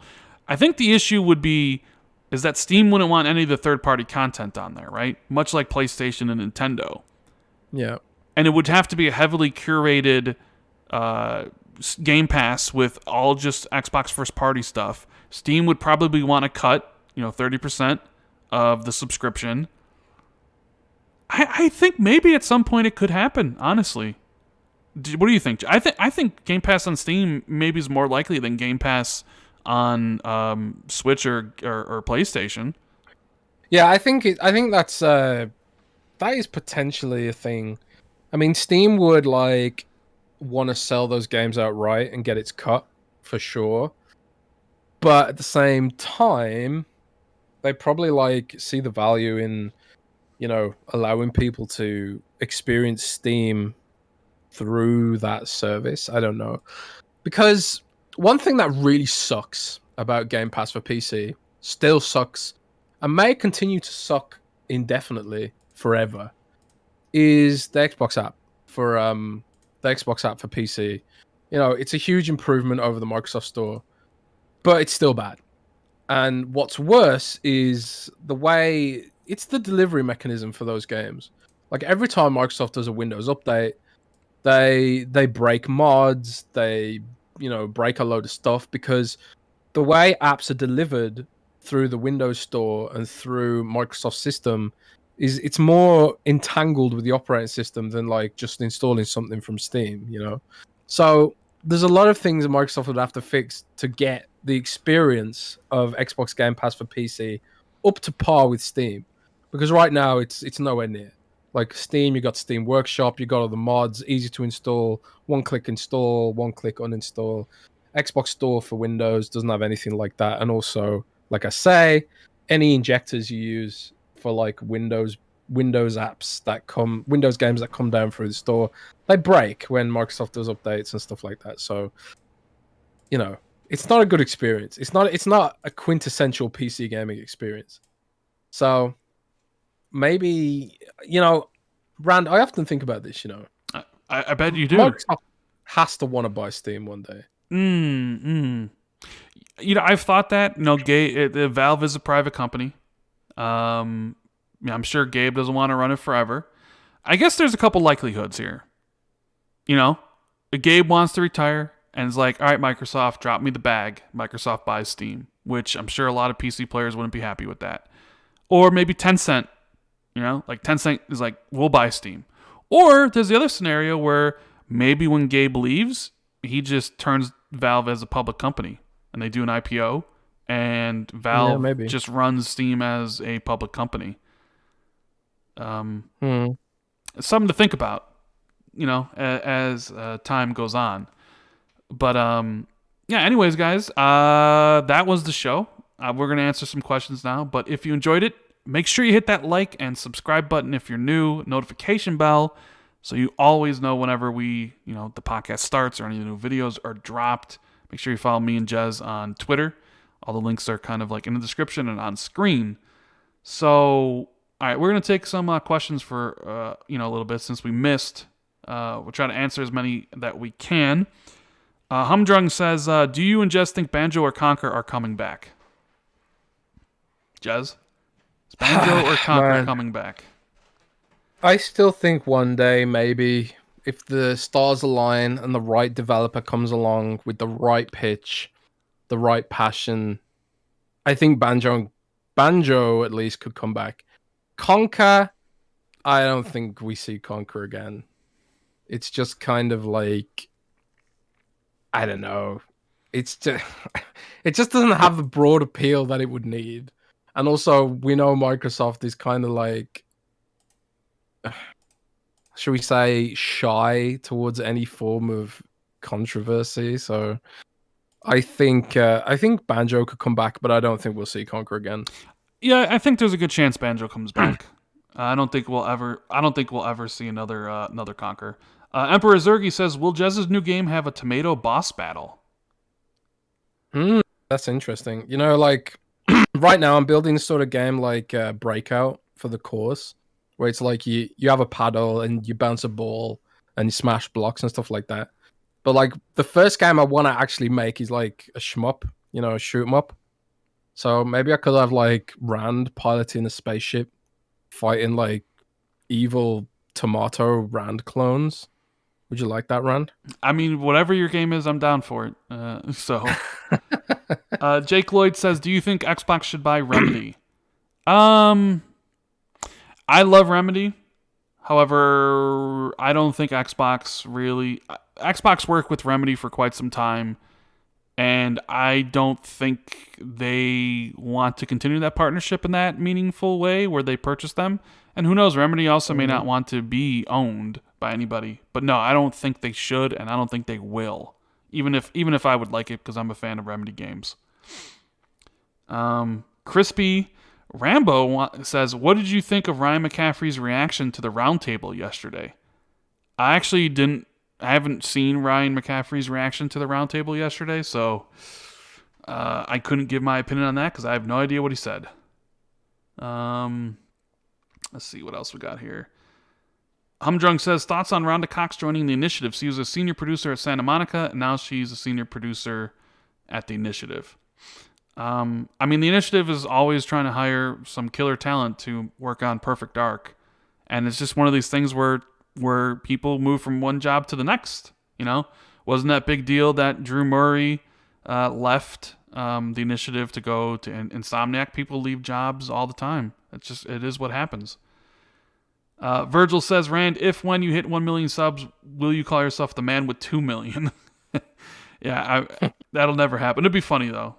People ask me if I'll actually hit 2 million gamer score, and it's like, no. But 5 years from now, with how easy that whole gamer score thing is, with paying for it, you probably could. How did your article go about the Xbox achievement system and everything? Was it well received? Yeah, it did pretty well. It's always sort of like editorials never do as well as like a leak or something, but it seemed to be received pretty well, and I did get some feedback from people at Xbox about it. So, Xbox has heard it. I think ultimately when it comes to achievements is that when it comes to platform stuff, right now, I think generally Microsoft is focusing entirely on things that will, grow the platform. Will improved achievements grow the platform? Perhaps not necessarily. However, at the same time, I don't think having the Edge browser would grow the platform either. So I feel like, but porting Edge to Xbox is potentially simpler than developing a new achievement system or adding layers to it. But I do think that you have to develop your own platform too. Like you can't just focus entirely on customers you don't have yet when, you've got services that are sort of broken or old, like Upload Studio. Trimming clips is still kind of clunky, and sharing clips could be better. And they are generally iterating on that stuff. But I do think like they should invest a bit more in some of these old, outdated legacy systems. I would love to see achievements get some improvements and some love, and I know the community would as well. I mean, It's that stuff that keeps people excited too. I I mean, totally would love beyond to the see it. game. I Yeah, mean, I think the current state is, I mean, it's not unacceptable, but like they definitely need to add completions, right? And they need to kind of put a kibosh on these publishers just essentially milking and exploiting the gamer score system. So yeah. there's work there to be done. Hopefully they go and do it. Let's see what else we got here.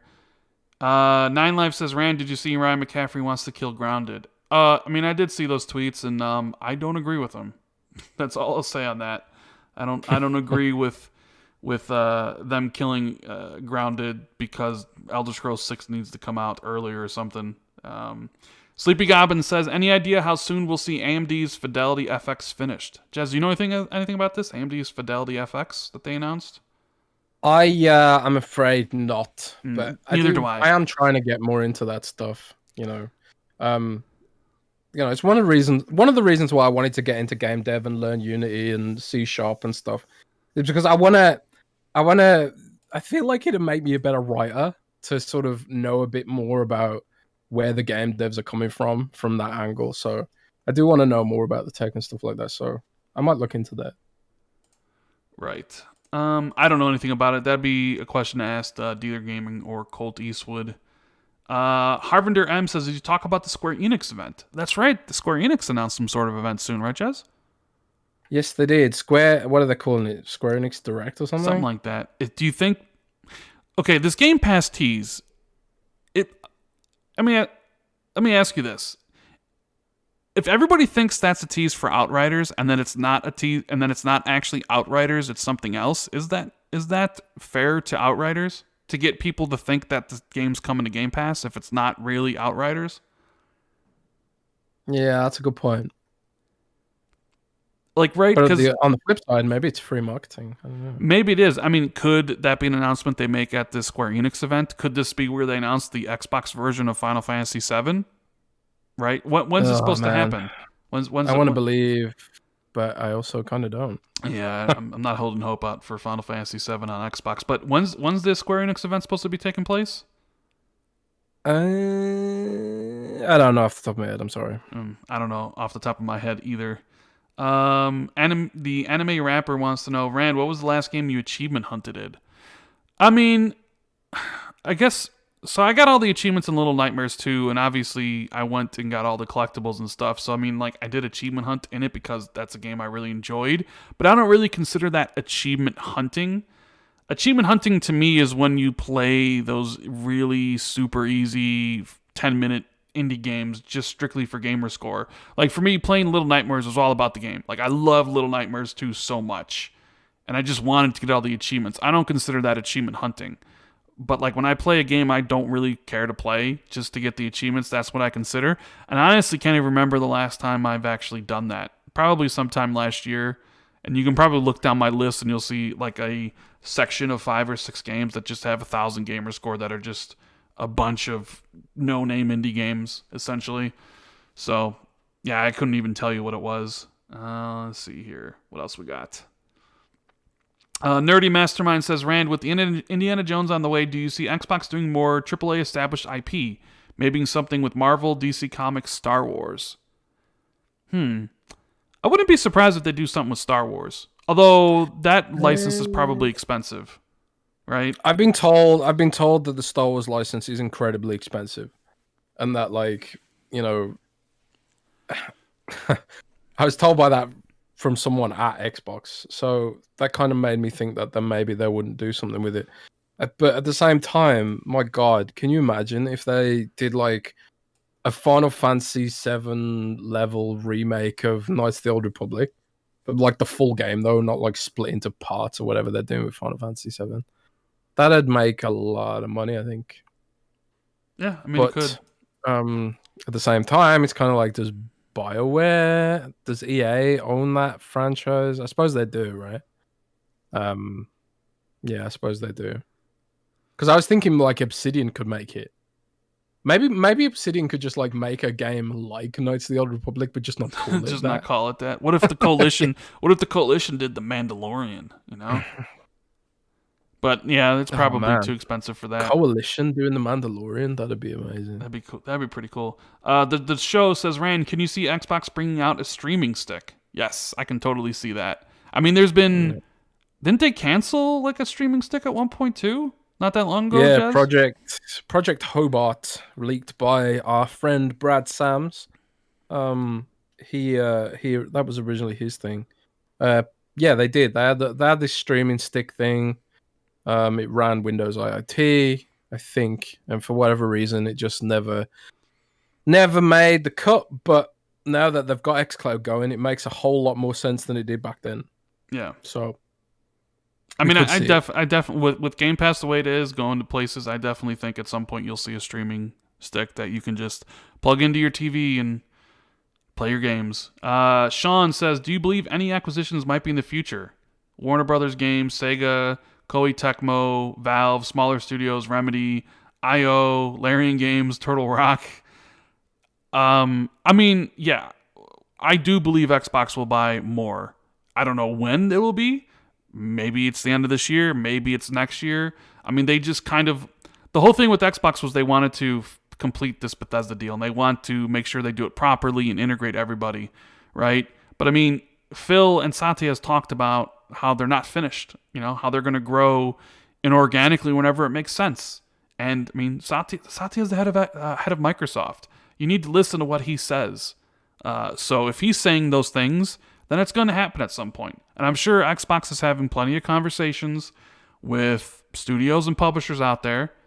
And at some point, you'll get another acquisition. What do you think, Jez? Yeah, I think they're... Man, do I want to say this? No, say it. Just say it. So we need somebody, somewhat. You know what? It's so late in the show that most of the people who probably listen to write the clickbait articles probably aren't even listening anymore. So just go ahead and say it. Just give it a little tease for the fans. I know Microsoft is heavily involved with some big third-party studios right now for exclusives. Oh. So some of the projects I've seen pitched are the kind of games that I would expect to be sort of on the level of sort of like where Bungie was with Halo back in the day. The kind of like a 10-year plan sort of thing. Like a Sobo with doing Flight Simulator, but you know, Microsoft is still moving ahead. Like I've seen things that are like years out that are incredibly impressive that, you know, make me think maybe some of the studios involved could end up being acquired because of the scale of some of the projects. But it's so early that, you know, these things might never come to fruition. You know, I always think back to Scalebound, Phantom Dust, and these games that were announced that never sort of appeared. Like, more games than we'll ever know didn't even, you know, get off the ground, you know, or get past the prototype stage. So, I don't like teasing things that are really far out because it leads to disappointment.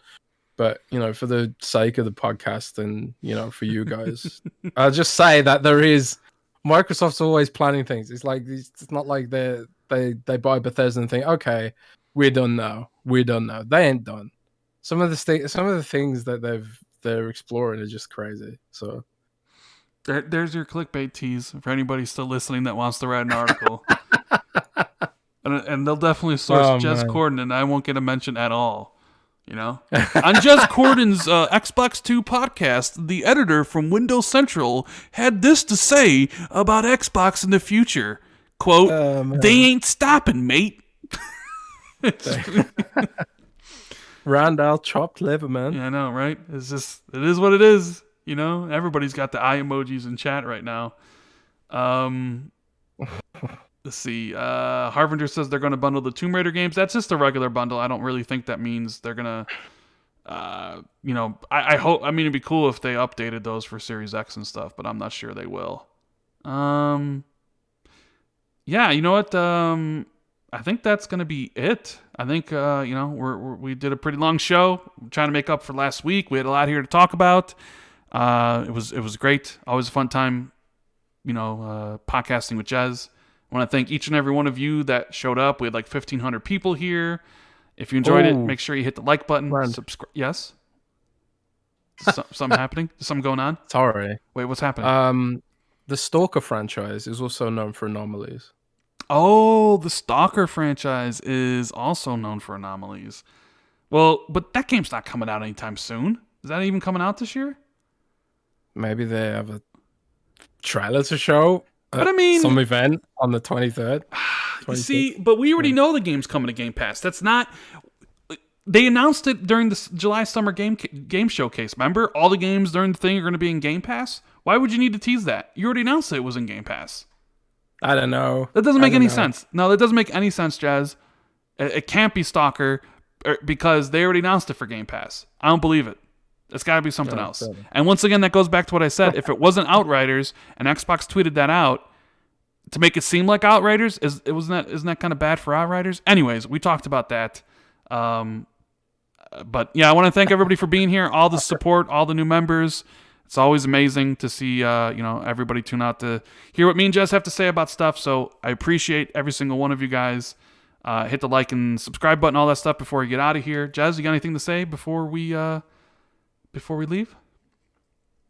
Nah, just everyone's awesome. It's always great doing the show and the messages from you guys this week, the DMs and all the love. It's just, it's why we do this, right? That's right. So take care, everybody, and have a good week. Yep. Enjoy your weekend, guys. Keep it gaming, and we'll see you next week for another Xbox 2 podcast. Later, guys.